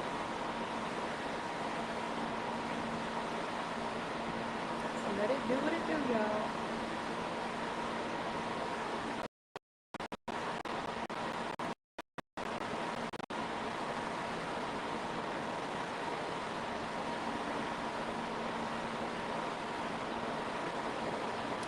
Yes, no, it still works the same. I just changed how I wanted people to save, like where I wanted people to save it, because some people were saving it to their desktop, and most people's desktop now is a cloud, and it's not the real true hard drive of the computer. So I suggest that you put the Automizer on a hard drive, even if it's an external hard drive, if you have to, but preferably your actual C drive hard drive, because it thinks so fast. If you try to save it somewhere that's cloud-based, the cloud does not think as fast as the Automizer and the automation inside of Photoshop does. So what happens is it ends up hanging you up and giving you those red question marks because it can't keep up. So if you have a cloud that is backing up your desktop, or not even backing up, some people, their cloud is their desktop. I just suggest now that you find your C drive and make sure that your Automizer and all of the respective files are on the C drive. All right, so I'm going to go ahead and close this out and get to save. All right, and while that's saving, I can go ahead and start working on my next piece. So let's say with these ornaments, I want to create some ornaments that work with my theme. So I'm going to go and see if I already have some ornaments. 1, 2, 3, and 4. I probably don't have 4 ornaments. So now I'm just going to type in the word ornament.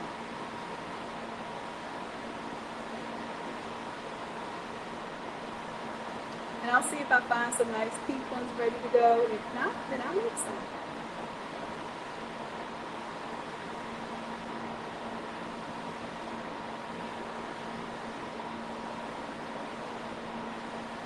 Y'all see all my Grinchy ornaments?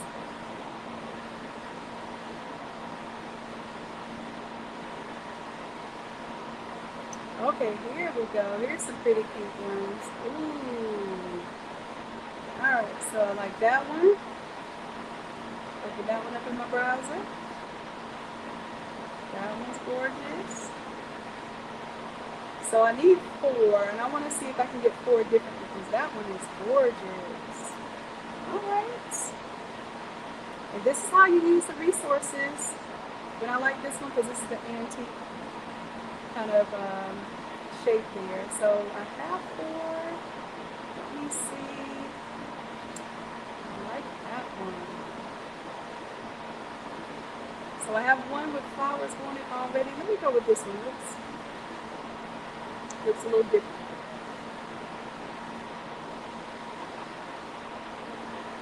Alright. So I have 4 ornaments. So what I'm going to do is I'm going to go ahead and save my ornaments.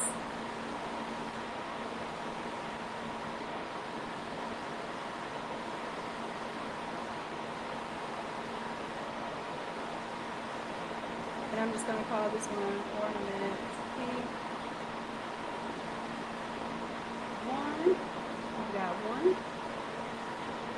This is 2. So I'm showing y'all my whole flipping process.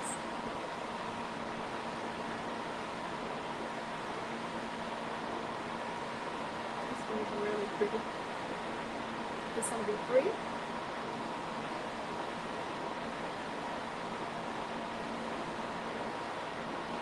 And let me see if with the one with the flowers, do I want this one or this one? I think this one has more of the pink that I'm looking for. So I'll go with this one.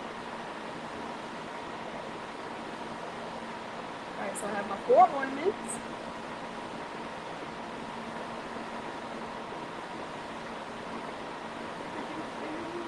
Oh, there's the links that I was telling y'all about right there. Here. I'm going to copy and paste and put it in the chat for y'all.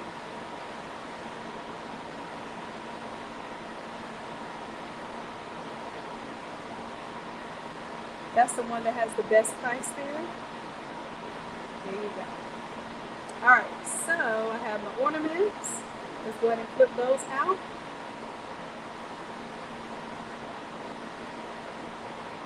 Now, these ornaments are technically in here. They are smart objects, but let's see how I want to do this. I'm going to just replace them. So I'm going to show you how to just bring them in. So I'm going to turn them all off. There we go. And then I'm going to keep this hook, because we're going to use that hook just in case any of the ornaments don't have hooks on them.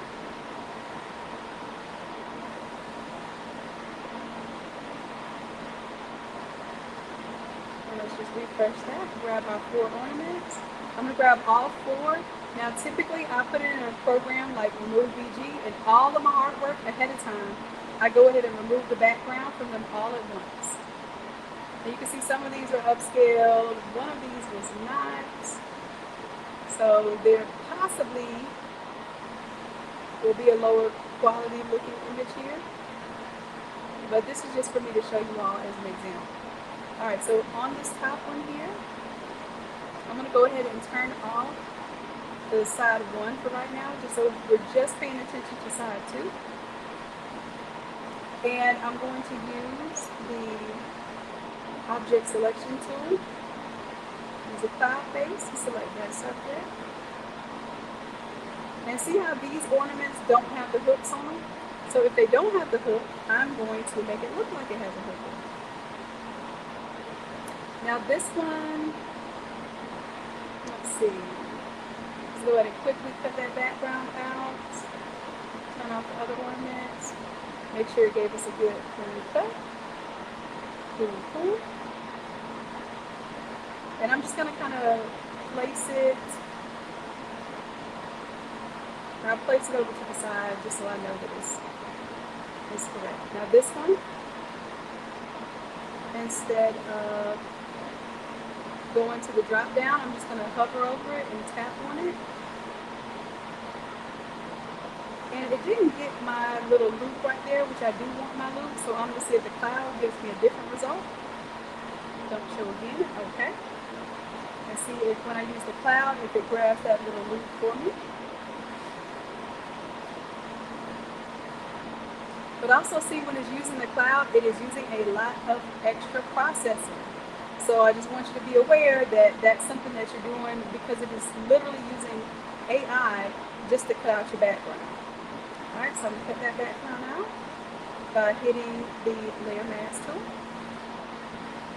All right, next up, I'll turn off the eyeballs for the others.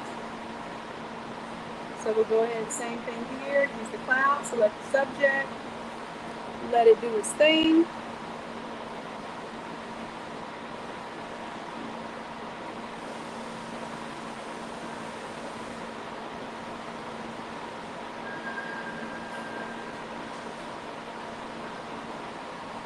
Let's go ahead and remove that background. And then finally, this last one here, the cloud.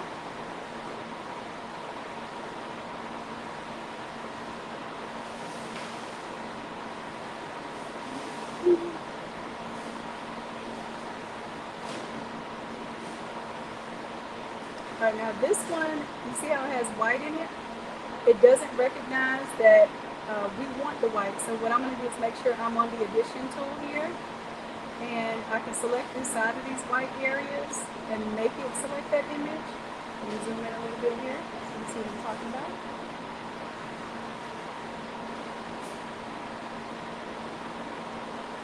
Also, while you're on the object selection tool, it's automatically either a lasso or a square.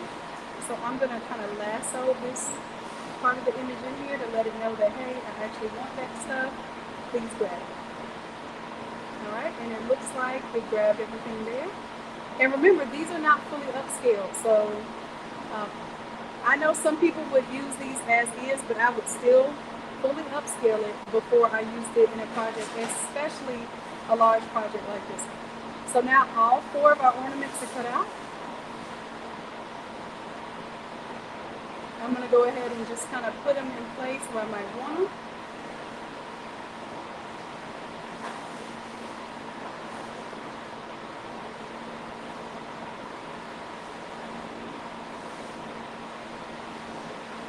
And then you can also change the size of them, and of course put the hook on them. I'll show you how to do that.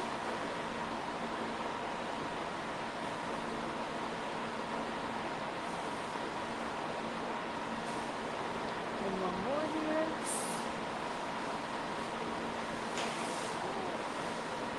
Let's go with this.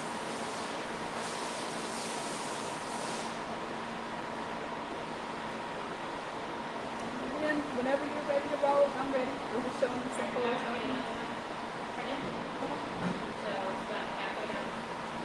That way, as soon as we get one more county, You can even get this right shot. into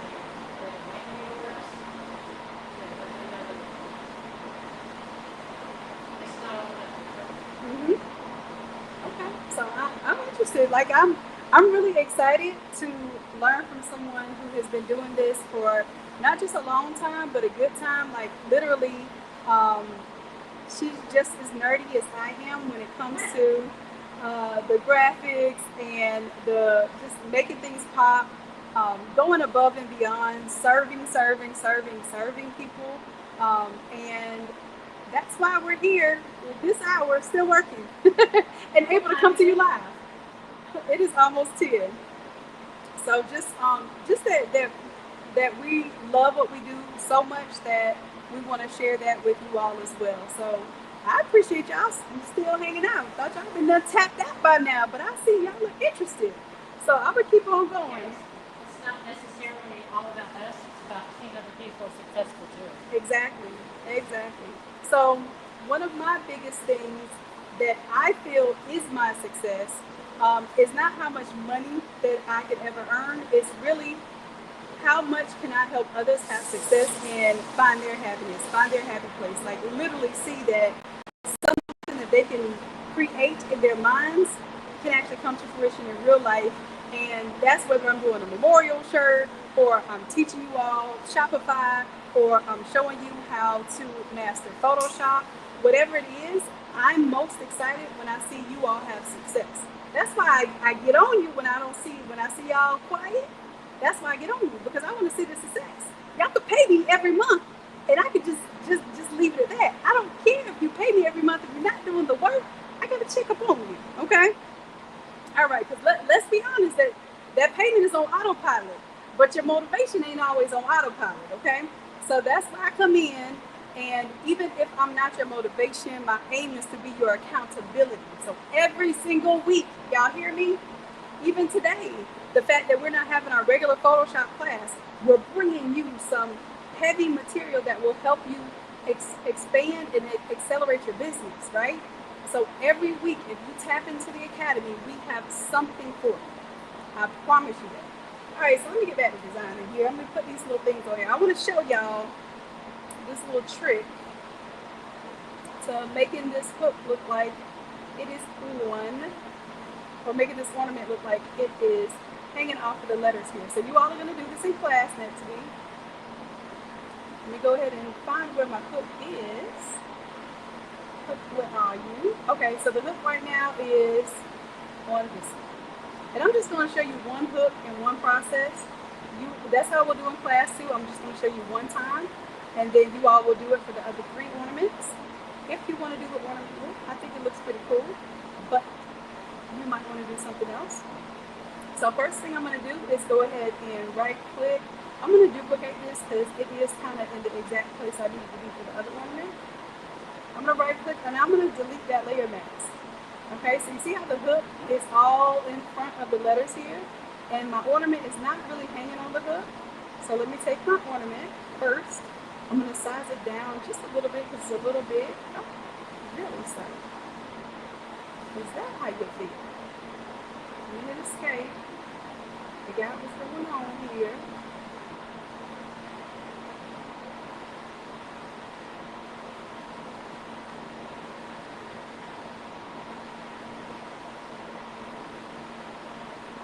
I know my original, oh, I know what it is, the layer mask is that big. So what I'm going to do, I'm going to go ahead and rasterize this layer and then apply my layer mask so that I don't end up with that issue.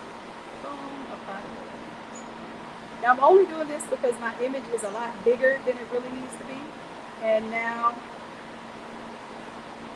it's tight right to the parameters of the image. Alright, so now I'm zooming in. Use my Michael Jackson glove. I hit the space bar. I'm going to pull down my ornament till it looks like it's about hanging. Okay, right, maybe about there. Okay, so I'm going to look like it's in front of the hook here, but behind the hook here. So on the ornament, I'm going to add a layer mask. I'll select my hook by hitting Control. You see how I highlighted my hook here? And I want this part of the hook to disappear. So on the layer mask here, I'm going to grab my paintbrush. And don't worry, we're going to do this in class together every step of the way. I'm going to brush right over this area here. Doesn't look like it did anything because I used white, because white reveals. I want to use black. So I brought black to the foreground because it conceals. And then I'm just going to clean that up. Control D to deselect. Oh, silly dilly gumdrop. That was supposed to be on this one. Alright, so let me do this again. Delete layer mask. Add a layer mask here. I'm going to select my ornaments. See, that was a trick for you there. I'm going to select my ornament and then go to my hook. and then remove the ornament image from the hook.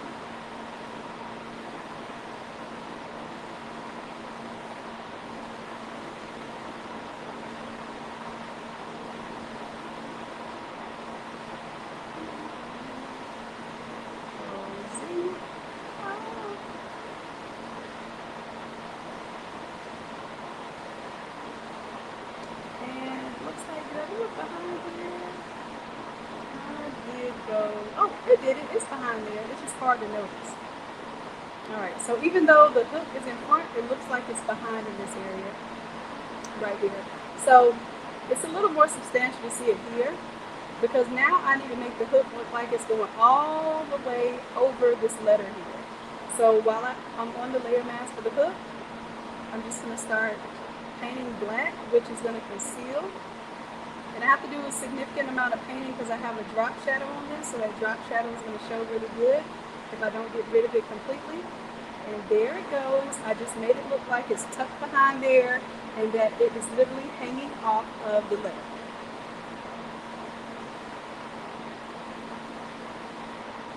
Oh, Carmen Delight, thanks for sharing that vendor. It's actually in my city.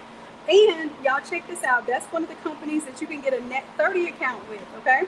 So check them out, contact them, let them know that N8 Academy, Dr. Shannon sent you. The more y'all let people know that I'm sending you, the more that they will know that we are a force, okay?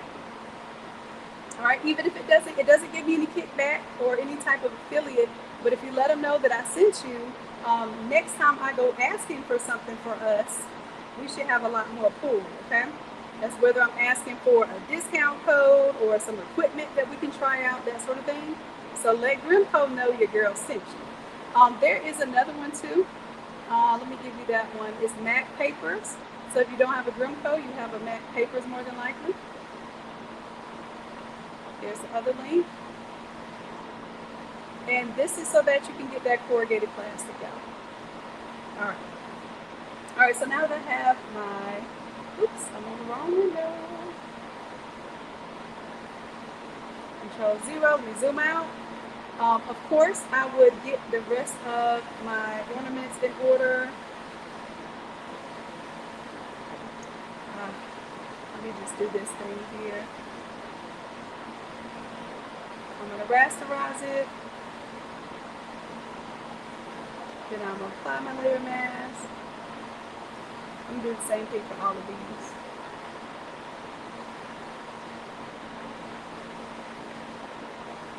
Rasterize the layer. Where is it?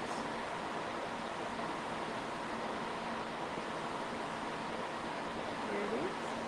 Then apply the layer mask. Apply the layer mask. Now it's just a little easier for me to work with it independently.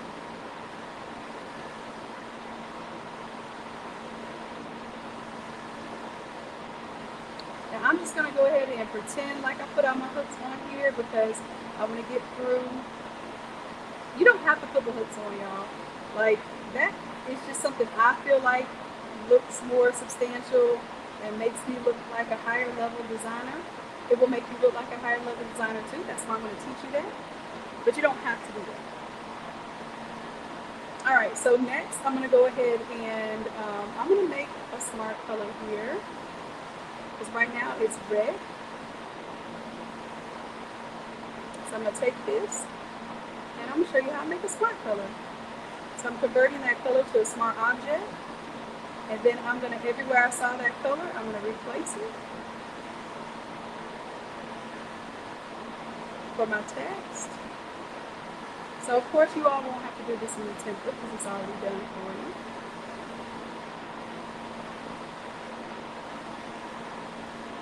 Alright, and then here I'm going to choose my pink from the ornament.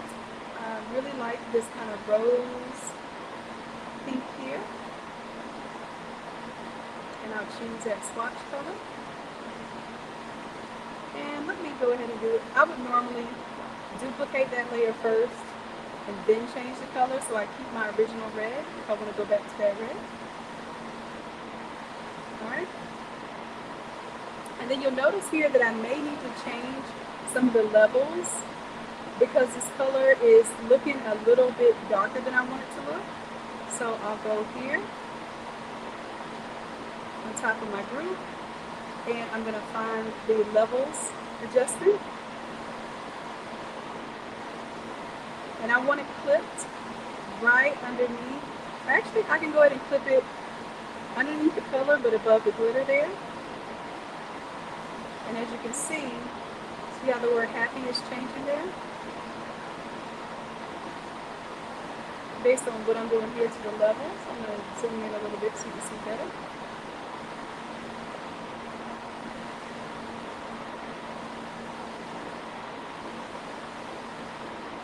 And then the other thing you could do is you could change the blend mode. Right now this is on multiply, but you can absolutely change the blend mode to another type of blend mode as well.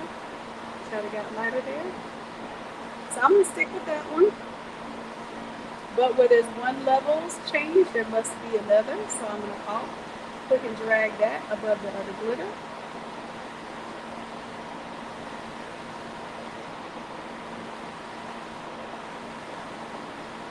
And then I need it above the word Christmas. So I'll grab it from here and I'm alt clicking and dragging it. Alright, so all of them are the same now. Now let's say the word happy. I feel like my words aren't popping enough. So what I'm going to do is I'm going to go in and change my layer effects here. So if I turn them off completely, this one is going to be for the bottom one. If I turn off the effects completely, you'll see whether that's going to stand out for you or not. And honestly, I really like it just like that without the gold and just with the white pocket. So if I like that, I'm going to copy the layer style. And then I'm going to find that at each layer. So for the top copy here, I'm going to paste that layer style. And really all I did was just turn the effects on. So I don't even have to paste the layer style. Normally I paste layer style, but we don't have to do that. I'm going to find my top copy here and just turn off the effects. And this will give me a simpler look. It doesn't have like the gold and all of that, but you'll see a lot of times from far away, the simple flat vector looking stuff actually is much more legible than when we put the 3D effect and the gold and the multiple shadows and that sort of thing.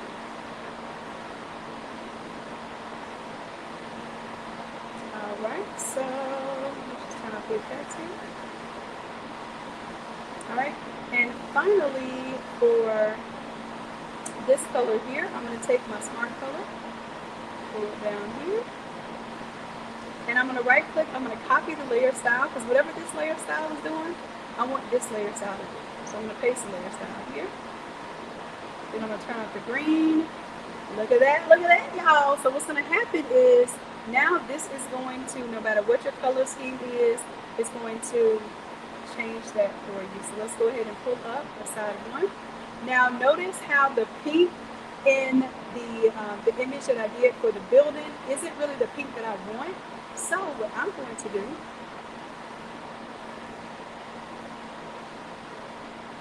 is I'm going to use our adjustments here. Okay. So for this group here, this houses all of my panel 1s and 2s.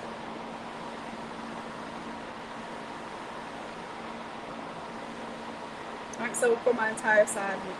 And then I'm going to go through saturation. And a little menu is going to pop up somewhere.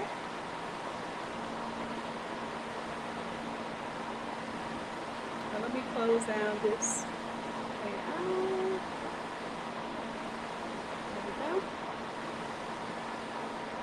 Oh, I double click for menu saturation. Oh, done. It pops up right here in my properties. Alright, so I'm going to just tap and click on one of the pink colors. It's telling me that they're reds, but if I shut reds all the way off, I still see that there's pink in there, which leads me to believe that this also has magenta as well. And you have to make sure that you clip this hue saturation only to that panel 1 and 2.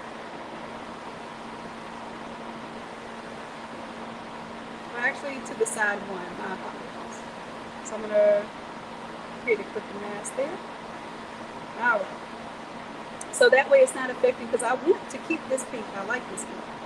Now let's go ahead and change out the reds. Reds are already brought all the way down. Let's go to magentas. Let's pull that all the way down, and you see that's pretty much all your pink.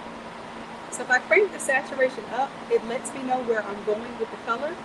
So I want a warmer, almost more of a redder type of orangish pink. So I'm going to pull this down a little bit now that I know what color I'm shifting, and see how I'm getting closer to that kind of blush pink color. Now I can go darker with that. I can go lighter with that. But I'm going to keep this right here for magentas, and then I'm going to push up the saturation for reds, and then I'm going to shift that red tone. That's too orange. That's too pink. I'm going to pull the saturation down because we need it to be a lot less saturated.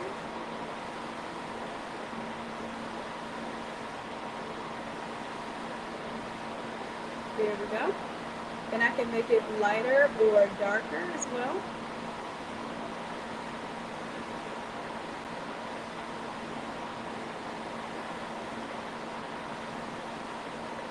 There we are. And I'm just going back to my magentas to see if I want to bring the saturation down a little bit. I feel like it's a little too punchy. I'm bringing it down.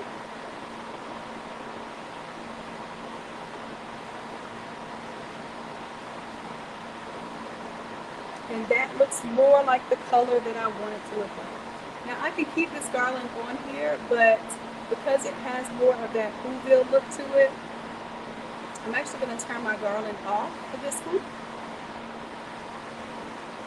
And then I'm going to go File, Save, and I'm going to do a Save As. And let it know that this is my pink one, so I don't save over my red one. Now, because I'm in preview mode, if I go to Save As right now and I save it as a JPEG, it's going to be very grainy if I send that to my printer. So that's why I put the word preview in here so I don't get confused and send that one to my printer. You notice I have a preview and then I have the regular file. The regular file is what's being printed right now, and the preview file is what I use to mock up. So I'm going to go ahead and save that.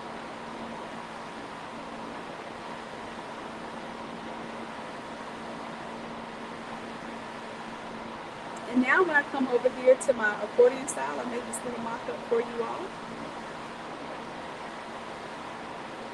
I'll go inside the folder here. I'm going to double click where it says 176 by 96.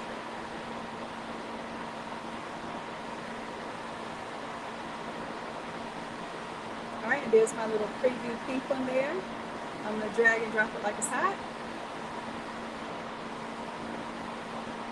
And this is a JPEG, so it will not allow me to save anything else here except for that one image.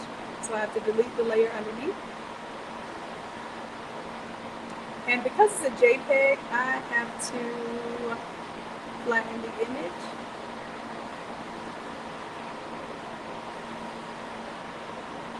Alright, and now you see that it automatically updated it to here.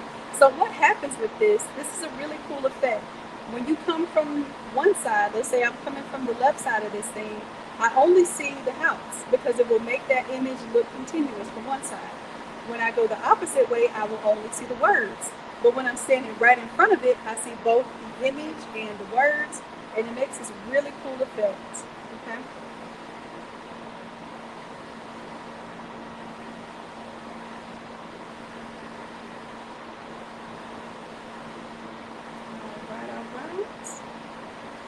So now, same thing here. If I was going to change out this graphic, and I wanted something to stand in front of, you come right on top of my Grinch storefront.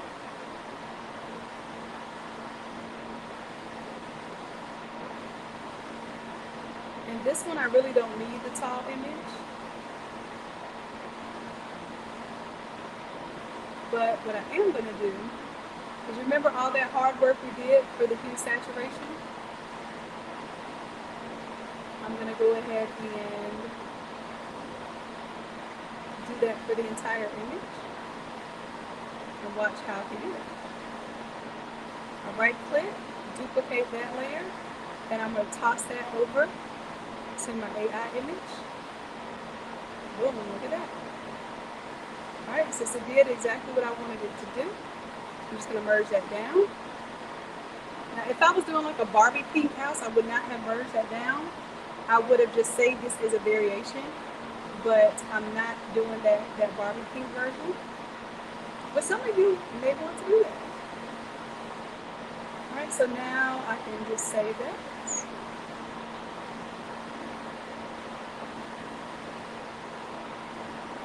Alright, so now when I drag and drop, it should have that kind of blush pink color that I want.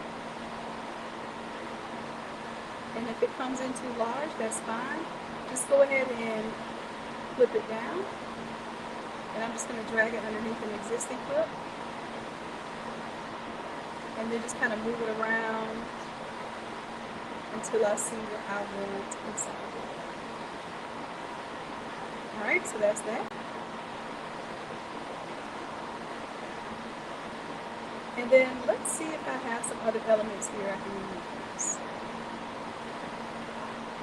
So I have watercolor elements, but I also have some nice elements that I already, let me see if I already put the background elements. I believe so.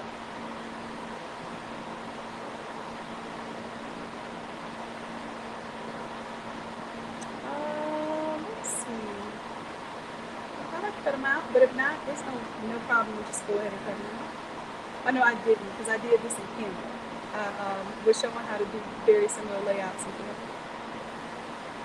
So let's say here, I'm going to put my nutcracker there. This is all AI generated though.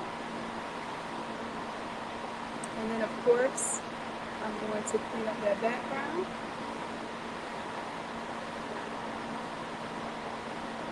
And maybe I'll have a nutcracker there instead of the Christmas tree as my cutout.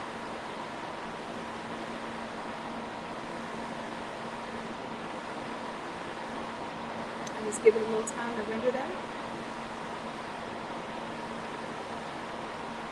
Oh y'all, I gotta plug this computer back up.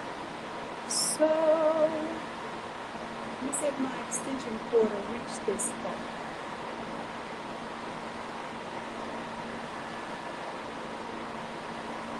Especially while I'm eating up all this Photoshop. I'll be right back.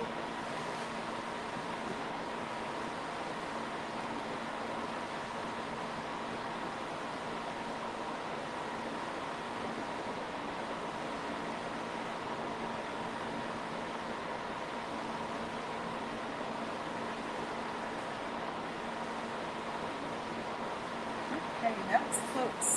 Are we charging now? We are charging. All right.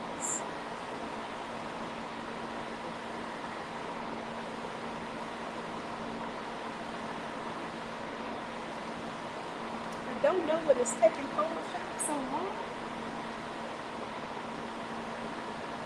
Possibly because I'm streaming and I'm running on this little low battery right now, but it should be good.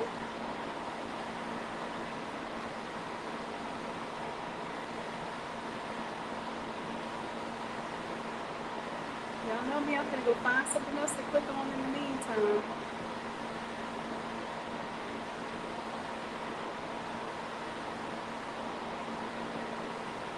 Alright, so other thing I'll do is I'll show you. I have remove PG and remove AI.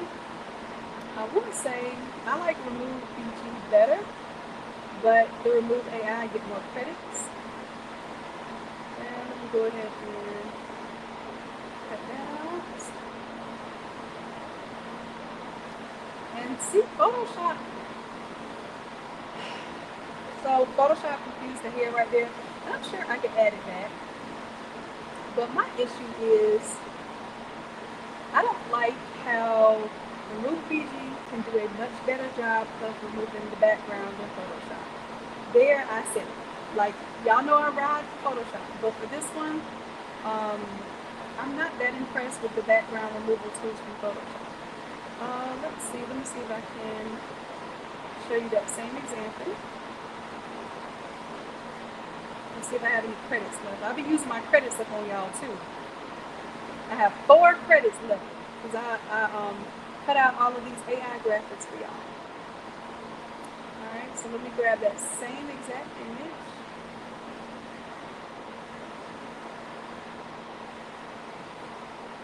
And I'm going to tell Remove BG to remove background. It did it just like that. And if I had 20 images here, it would have taken less than 20 seconds to do them all. Alright, let's check it out. Let's see, did it save the hair on the side? And it did. Like I said, it does a much better job than Photoshop of cutting out backgrounds. It just is what it is.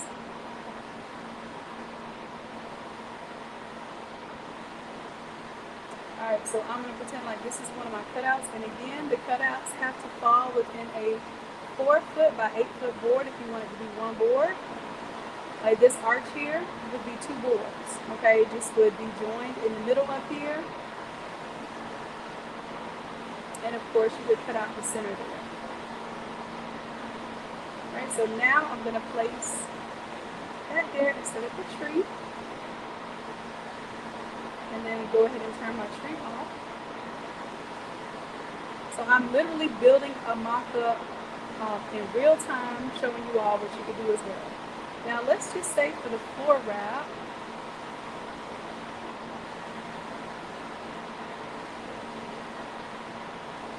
if I like the design, but I want to change the poinsettias to that pink color, and again, I could do this whole hue saturation. Go ahead and choose the color it's most likely to change, which is here, the reds. And I can shift my reds. What I'm going to do is bring the lightness up.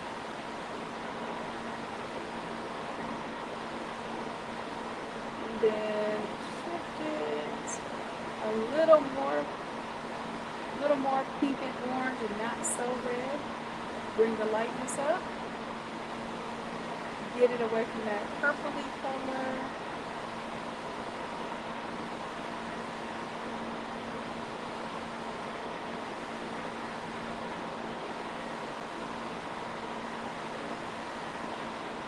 And I'm just eyeballing this color, but I'm trying to get more like that rose gold color.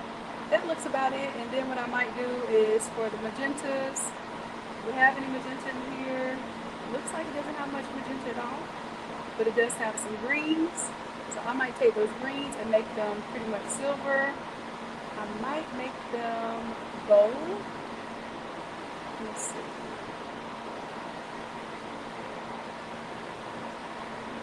Or maybe like a rose gold. That would be nice.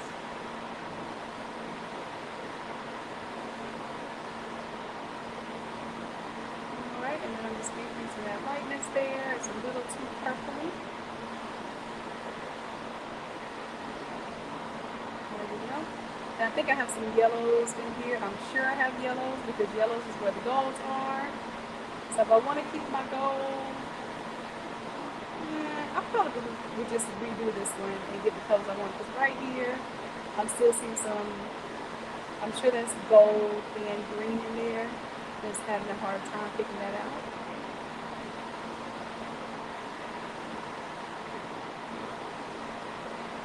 But I'm just going to say this is good enough for right now. I would play with that a little bit more if I want to change that color just in that one area. But I just wanted to see what the overall look is. And that's what I say, sometimes we harp on something so much, and it's not even what we're going to use. So that's why I do this little preview mode first. I actually do like it for the floor. Right, and as far as for the arch, we'll turn that one off. And if we want some arch, I'm going to go back to my AI here. Y'all, the second print is printing. Um, the printer did, and just like you have with all your technology. So the printer didn't print the next print right, so we had to reprint it. And y'all can imagine that you're printing these long sheets of material, so it takes a little more time for it to print. So we should be almost done printing that second print, and then we can demo the physical pieces. Okay, and then that'll be it for the night, y'all. Because y'all know I was only supposed to spend 1 hour with y'all tonight. So if y'all appreciate this time, your girl is tired, okay?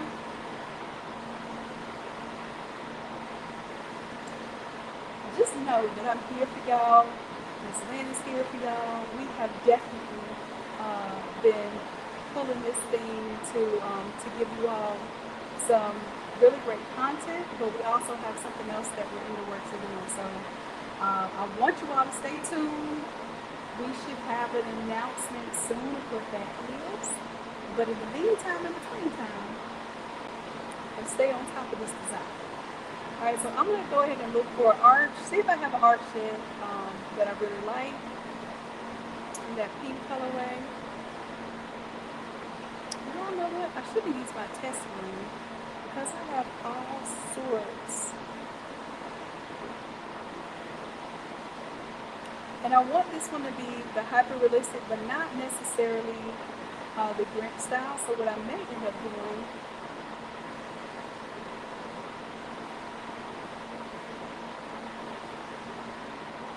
I'm going to go to this one. And I'm just going to revise the fonts. Because I don't want it the whimsical style. I don't want it to be like...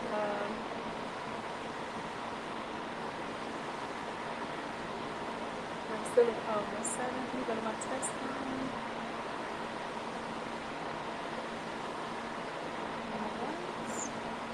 And then / legend, paste the font. So I'm doing soft pink, champagne gold, and white. I'm going to take off the Who's style. And I'm going to put that I want this to be a detail. What do I want this to be? Ornate.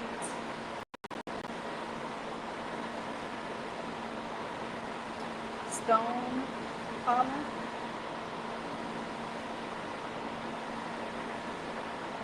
Because I want it to kind of go like look more like the Greek columns. And then I'm going to take off Inspired by the Grinchy. I still want to isolate it on a white background. And I can tell if I want to incorporate things, but I'm not usually like if I want to incorporate roses or anything like that, I will. But I just want to see what it gives me. So I'm going to leave it at that. The only descriptive that I have there for the style of design is that I want a Christmas theme. So we'll see what that does. And then I will have an art.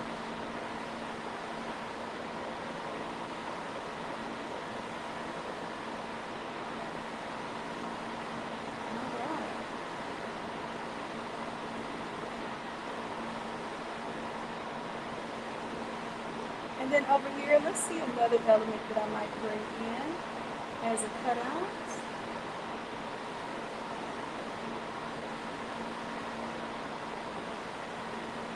I'm going to go ahead and put that. I like the snow globe. Oh, I even like that gingerbread look.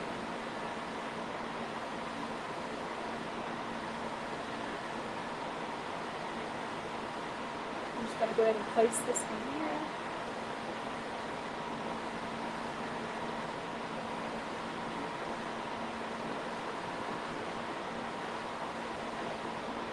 So I do like the snow globe, I like the gingerbread man, I like the snowman.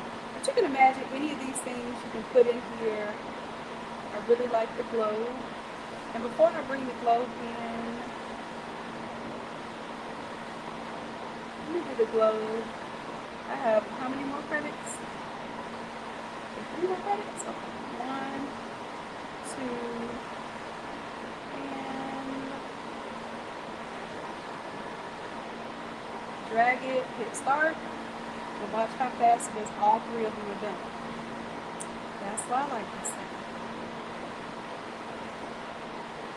All right, now I'm gonna go ahead and take these, drop them onto my board, and they're just gonna be cutouts.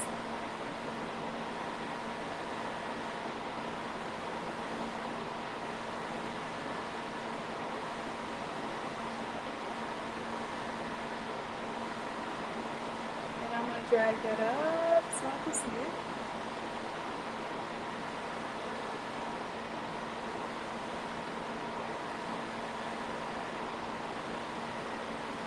Now, of course, if you're doing that globe is pretty much a square.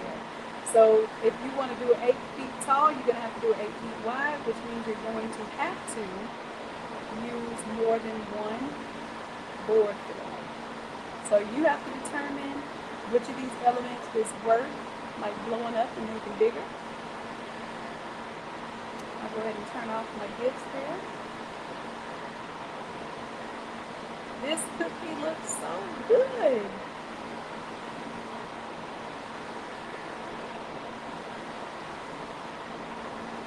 Alright, so there we have it.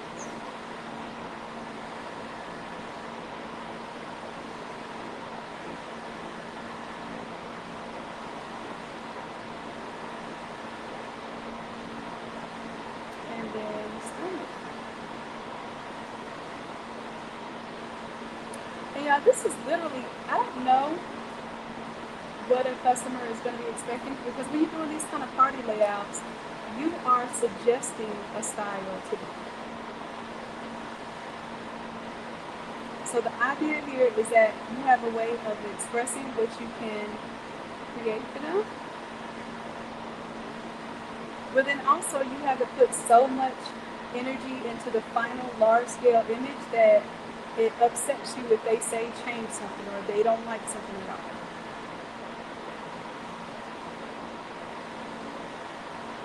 Alright. So that's coming together beautifully. And then the only thing I was waiting on is making me an arch over here. I was waiting on the print. Let's see what our arches are looking like. Ooh. Now what I'm also paying attention to is what is going to cut and how it's going to cut. So really this first one looks easiest to cut and it's really pretty. So I'll do that one.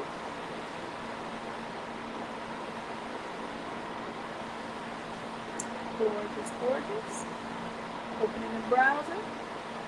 Now this one, I'm going to go ahead and cut the background out. And this is our arch of something.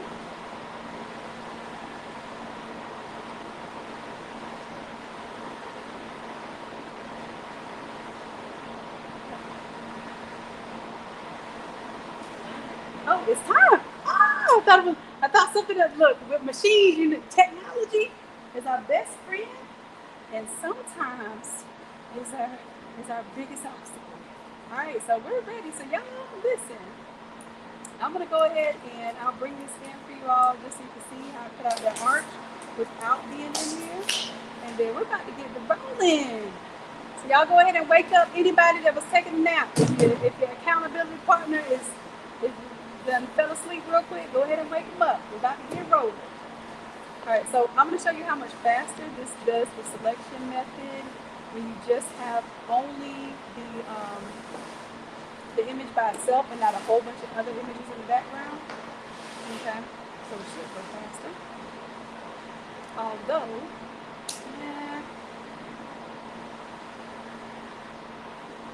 alright, so we got the tree.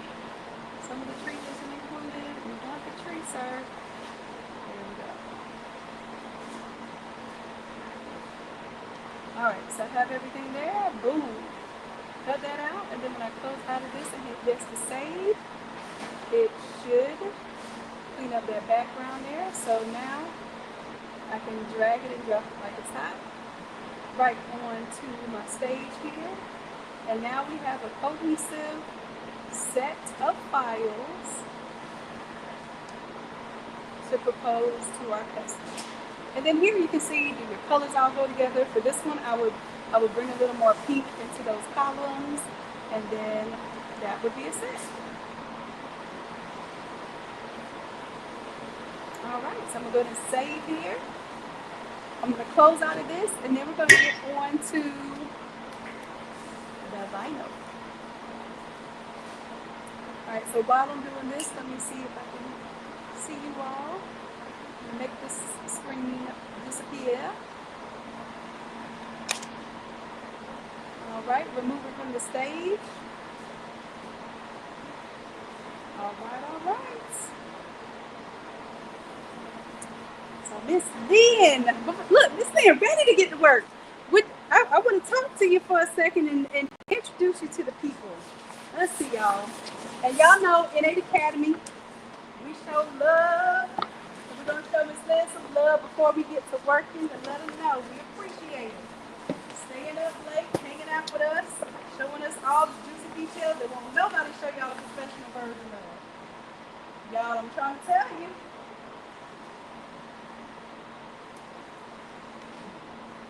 So Miss Lynn, let us know what you're doing right now. All right, so we're going to pretend that we just got back from Home Depot. Okay. So whether you're using the thick pink foam Thick pink foam. or Coroplast for your first application, That's your core class. okay, you can buy both of those items at Home Depot. Okay. You do not have to be licensed as a sign shop Mm-hmm. in order to go acquire these. Gotcha. All right, so we've got 2 different prints. We're going to do these 2 different ways. Okay. We're both going to use the same Coroplast. So we're going to pretend that we went to Home Depot Mm-hmm. and we're bringing out our piece of. When you go to Home Depot, be mindful that your Coroplast is not going to be premium. So the core class will not be premium from Home Depot. It might have some nicks. It might be bent up a little bit. It's going to look like this. Mm-hmm. Do not stress that your Coroplast isn't perfect. Gotcha. When we're done with it, it won't matter. All right. It can have a scratch on the surface. Mm-hmm. If it has a scratch on the surface, just use the other side. Gotcha. All right, so don't panic. You'll be going through like 25 sheets just to find one absolutely perfect one that doesn't exist. Gotcha. So don't spend time on that, y'all. There's other things to spend time on. All right, so we have 2 really beautiful prints.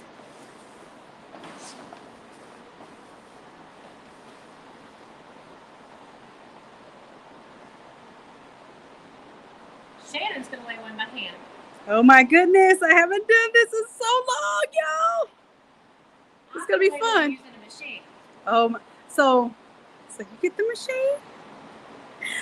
Can you tell us a little bit about this machine? Not switch. I don't even know how to use the machine, y'all. I'm looking forward to this because I want one of these. This is the best $800 investment I've ever made. So $800, and this is called what? It's a laminator. A laminator. Okay, cool. And if you look, so it's a cold laminator, Uh-huh. but we don't ever use it the way it's designed. Got you. It's been cut on. You can see how badly cracked it is. If you find a used one, they're usually pretty good. You Right. For $100 or $200 Uh-huh. for somebody that doesn't want. See the big huge. This one's really old. But it's still, This is like, I still probably- see y'all ripping that thing like nothing. Like nothing is wrong with it. Put down about 10,000 boards. 10,000 for $800, and y'all gonna see me struggle with this little hand squeegee, and you're gonna see what an investment looks Yes. like. Yes. So when we talk about investment, what's the idea of an Anything that's investment? sweetie to you. What's the idea of an investment, Lynn? Anything that makes your life easier. Right. And something that you spend money on is not a waste if it helps you make money. Like when you, for instance, have coaching and you have tools at your disposal that you're paying for, that is an investment, y'all. You're not wasting your money unless you're not using it. So we're going to talk about tables quickly. Okay. Can you pan over there? Yep. Y'all forgive my camera skills. I am not Ant. You guys can start with a table just like this. All right. It does not have to be anything fancy, Got you. but it has to be sturdy and it doesn't need to move. Got you. If you want to upgrade, then we actually went and we bought these from Uline. Ah, the steel tables. Okay. Mm-hmm. You can stand on these. Gotcha. They're heavy to move, but they're really durable. These are almost 10 years old. The mats or the tables? The tables. Oh, okay.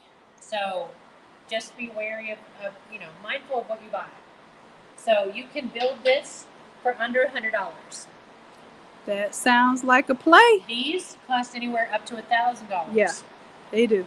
All right, you don't need these to do what we're doing. Got you. Now, something, if you're really going to seriously get into this, Mm-hmm. you want to invest in a self-healing mat. Right. Shannon will give you the link to this later. They're around $300 for Mhm. a 4x8. Yep. It is the best thing ever because you can cut and then cut and then cut and then cut again, and you don't. Everybody knows when you cut on a cutting board and you hit that divot that your knife has made before, and the knife goes where it wants to, and that's not Mhm. where you want it to cut. This prevents it. Right. It also keeps your table surfaces from being destroyed really easily. This is easier to replace than this whole thing here. So that's tables really quickly. Tables 101. You can build one. We have them. We use them all the time. And we have ones that we've invested in. So those are your two choices. You can back up and you can use a card table here. I've left one out. And you can see how abused these poor things get. Yes. They're great for a pinch. Mm-hmm. So they're easy up, easy down. Mm-hmm. If you need to, if you're traveling to a pop-up shop or a flea market, these are great investment. I have about a dozen of them. Gotcha. So the two tables that we have are actually the Uline tables. Mm-hmm.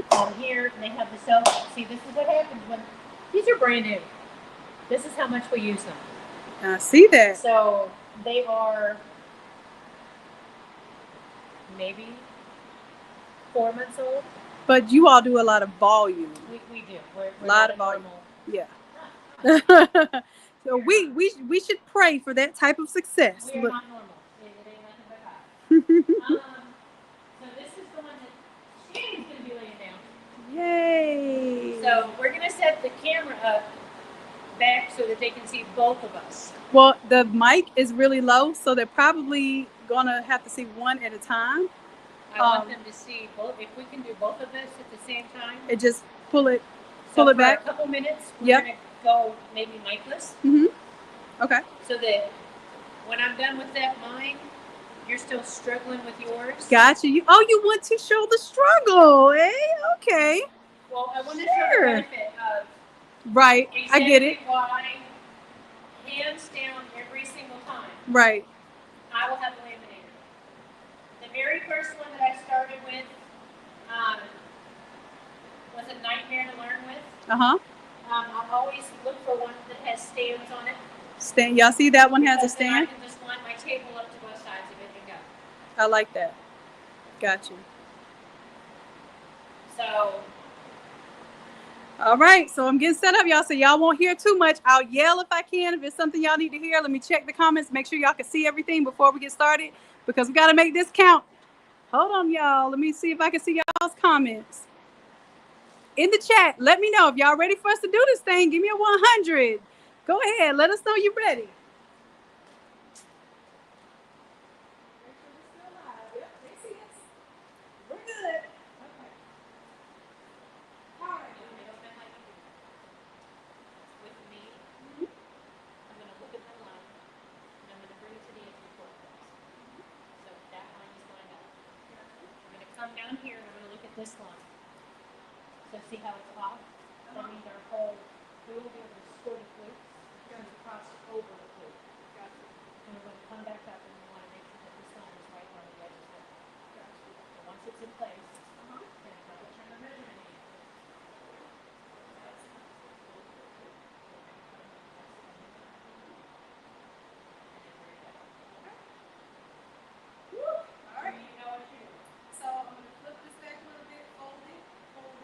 I'm going to help her get started. Okay.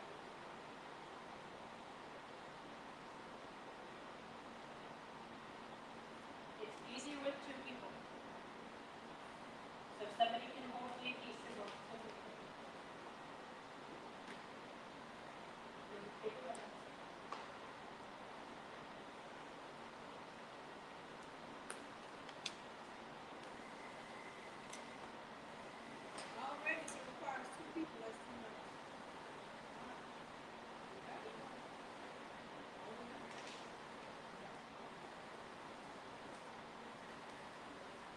This is on your preference. If you're a beginner, I'm going to recommend that you cut the tail off as straight as you can. Do not cut into the chloroplast. So pick your paper up.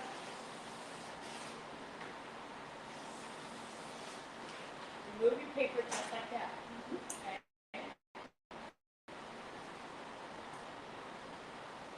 Fingers. Hold up in this corner. This one I don't like because when you're trying to lay this much down by hand,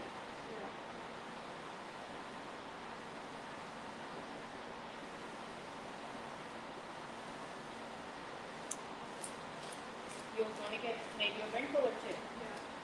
So I want to show, we're not going to finish it this way. Okay.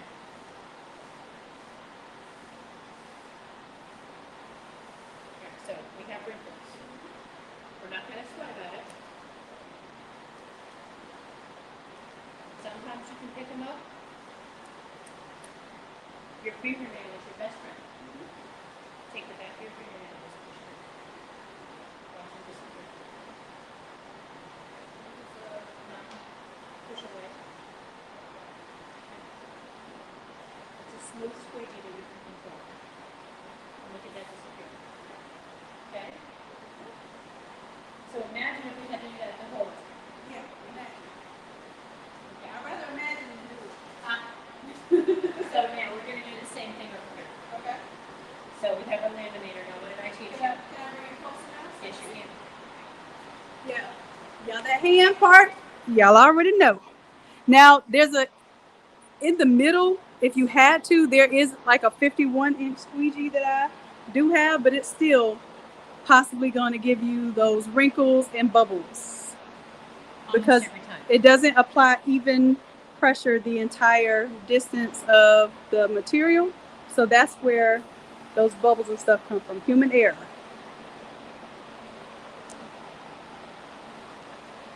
My guys laugh at me because they think I'm too old to still do this. Alright, so we're going to back it up just a little bit. I'm going to trim this white off. Okay.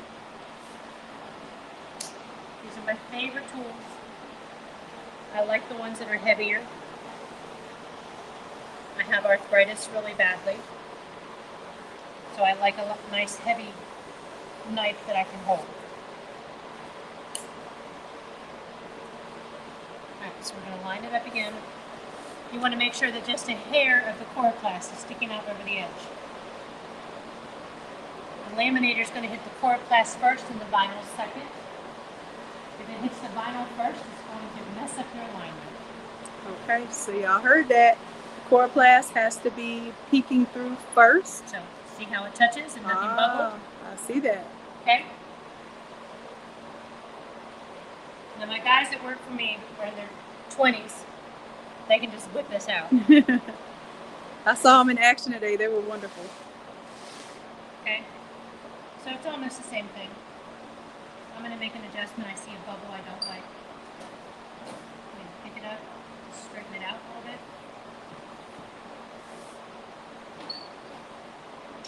Each machine is different. Once you adjust one side, you have to adjust the other.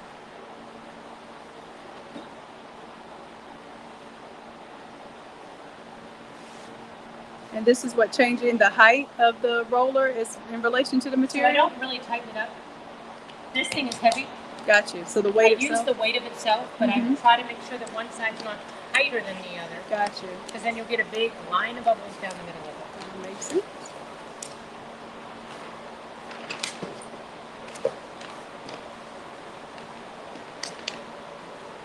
You might as well tell them all, this is my very first live. Oh, yes. Now, listen, we've got to show some love.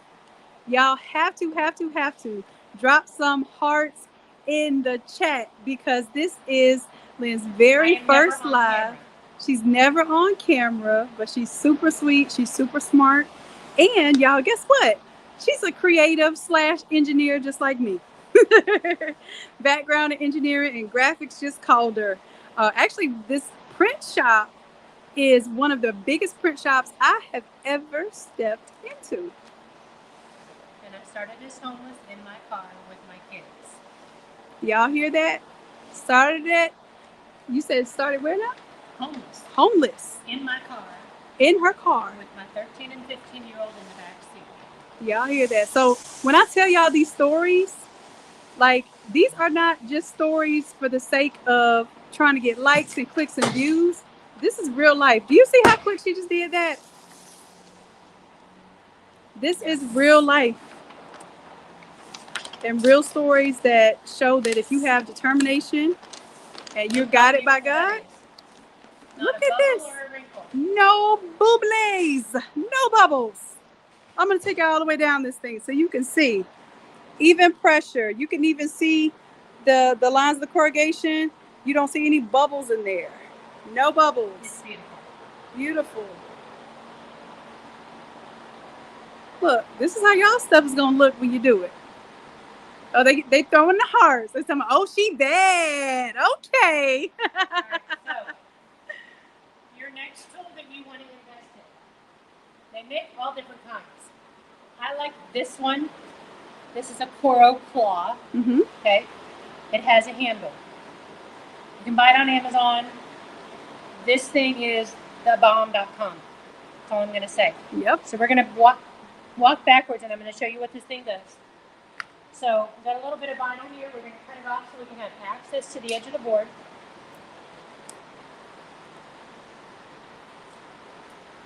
We're going to trim all this off later. So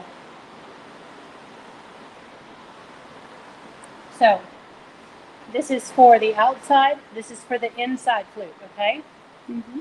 You can actually use this to bend and create things. That's another class for another day. We're going to go right after this flute right here. Going to stick this in the hole. And it's got two little tiny razor blades in it. And it's going to do the work. I can't keep up with you. It's going to do the work. I'll do the next one slower. It's going to do the work of a razor blade, but straighter. I love that. And see how fast she was? I couldn't even keep. I kicked the doggone camera stand trying to keep up. All right, so this time I'm gonna keep up with you. Give me my knife. No, yep. I can get it from here. So look, this one doesn't need it. All we're going to do is trim the vinyl off the edge. Mm-hmm. And you're just using the edge of the board. Remember why we lined up the vinyl, the artwork on the edge of the coroplast? Right. So we had a natural edge. Got you.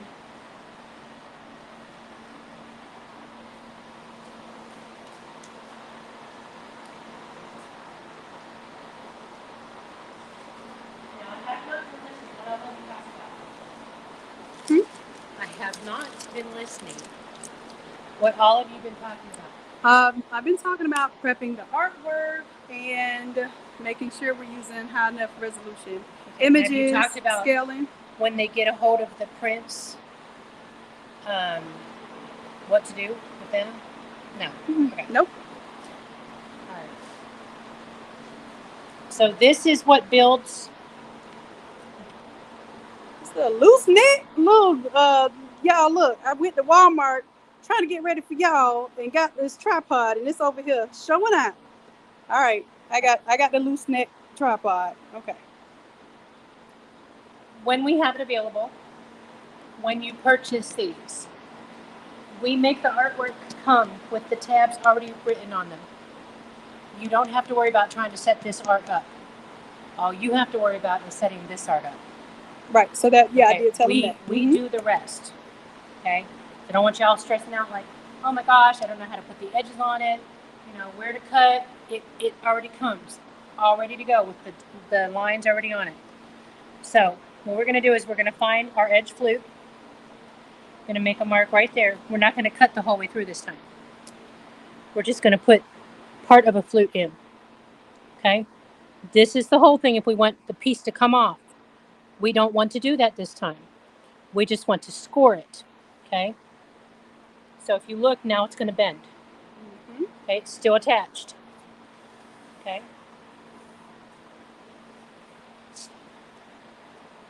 Now, even with us,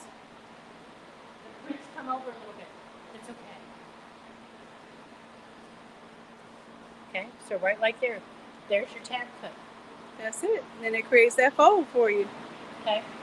I'm going to let one of the guys finish it in the morning Mm-hmm. because I'm too short and I can't reach the middle. The middle of the table. Because the print is very wide.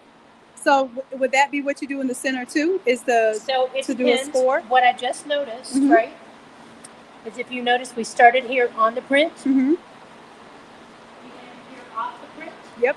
So it's not going to cut that middle one exactly the way we want it. Gotcha. So we're going to have to cut it by hand with a big ruler. Got you. So. And that's just not anything my hands can handle. Got you. I get it. Everybody is different. You have to work within what's in your parameter. Right. Okay. So with that, there is a possibility, even if you laid it a little tiny bit skewed, you have to understand what you did because you're going to have to hand cut it if it's not exactly on the flute line. Okay. And that is something that we deal with every day. Yep. So we're going to come back to you later on, show you the finished product. Tomorrow, when the guys come in and they're able to do all of that, maybe I'll get a little bit of that recording for you all. But in the meantime, anybody have any questions for Miss Lynn while we got her here? My blood pressure's up. I would You see how red my face look. is. I would love for you all to first of all thank Miss Lynn because this is a huge deal. I want to tell y'all this, and I'm gonna get in. She has been camping out at my shop for 3 days. Listen. Okay. So here's the deal. How many of you all have been able to find professional level videos showing you how to do what a sign shop does? And I've been telling y'all this for the longest time. The whole point of Craft to Quit is so that we get so professional with our craft. It's not a craft, it's not a hobby anymore. It is a professional skill that we have, even if we're working from home, right? So we're working on something where you all will be able to create the same level of results, right? Absolutely. Exact same level of results at home, but you have to learn the real deal trade. The art right? of presentation.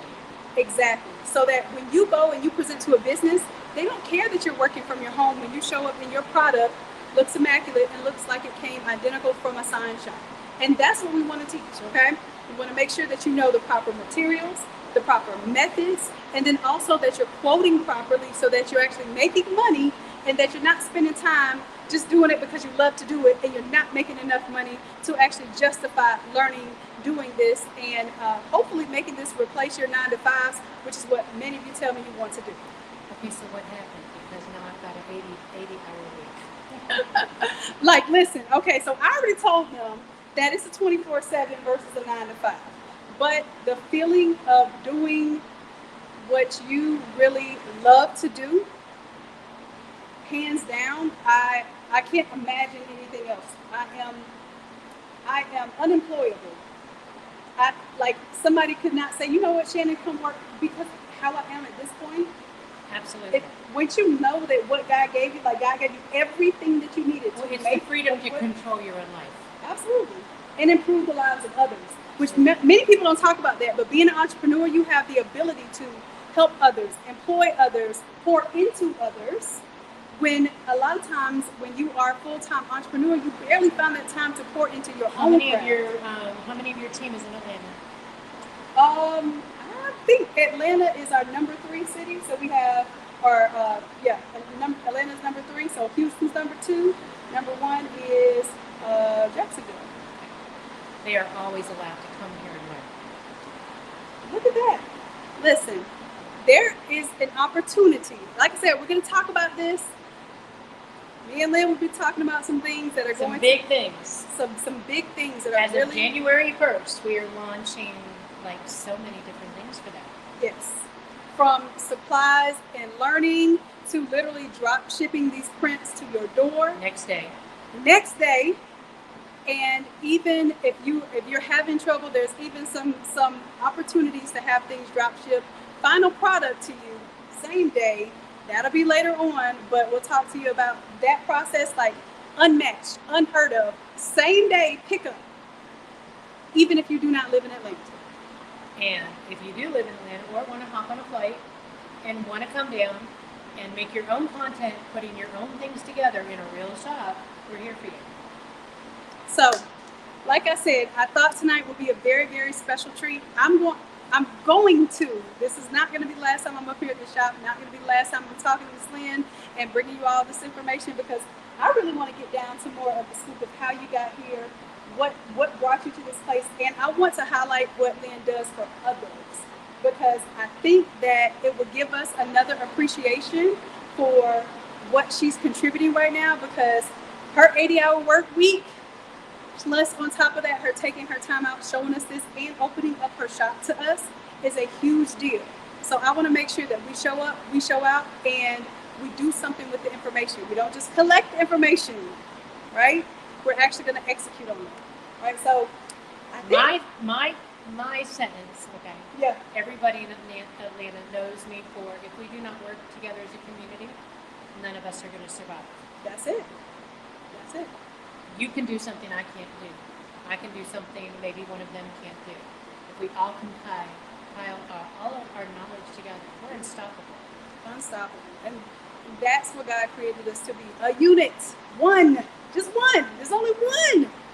And if we can be that together, then there is no stopping. Just like this is. So listen, I want to give Lynn a little bit of a break tonight. I gotta go back to work. We're gonna go back to work. We're gonna shut things down. Wait, Lynn! I'm gonna say my goodbyes to him. This is what I do. So we appreciate you and we love you dearly. And until next time, bye.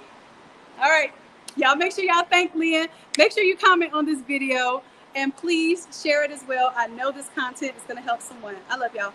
Peace.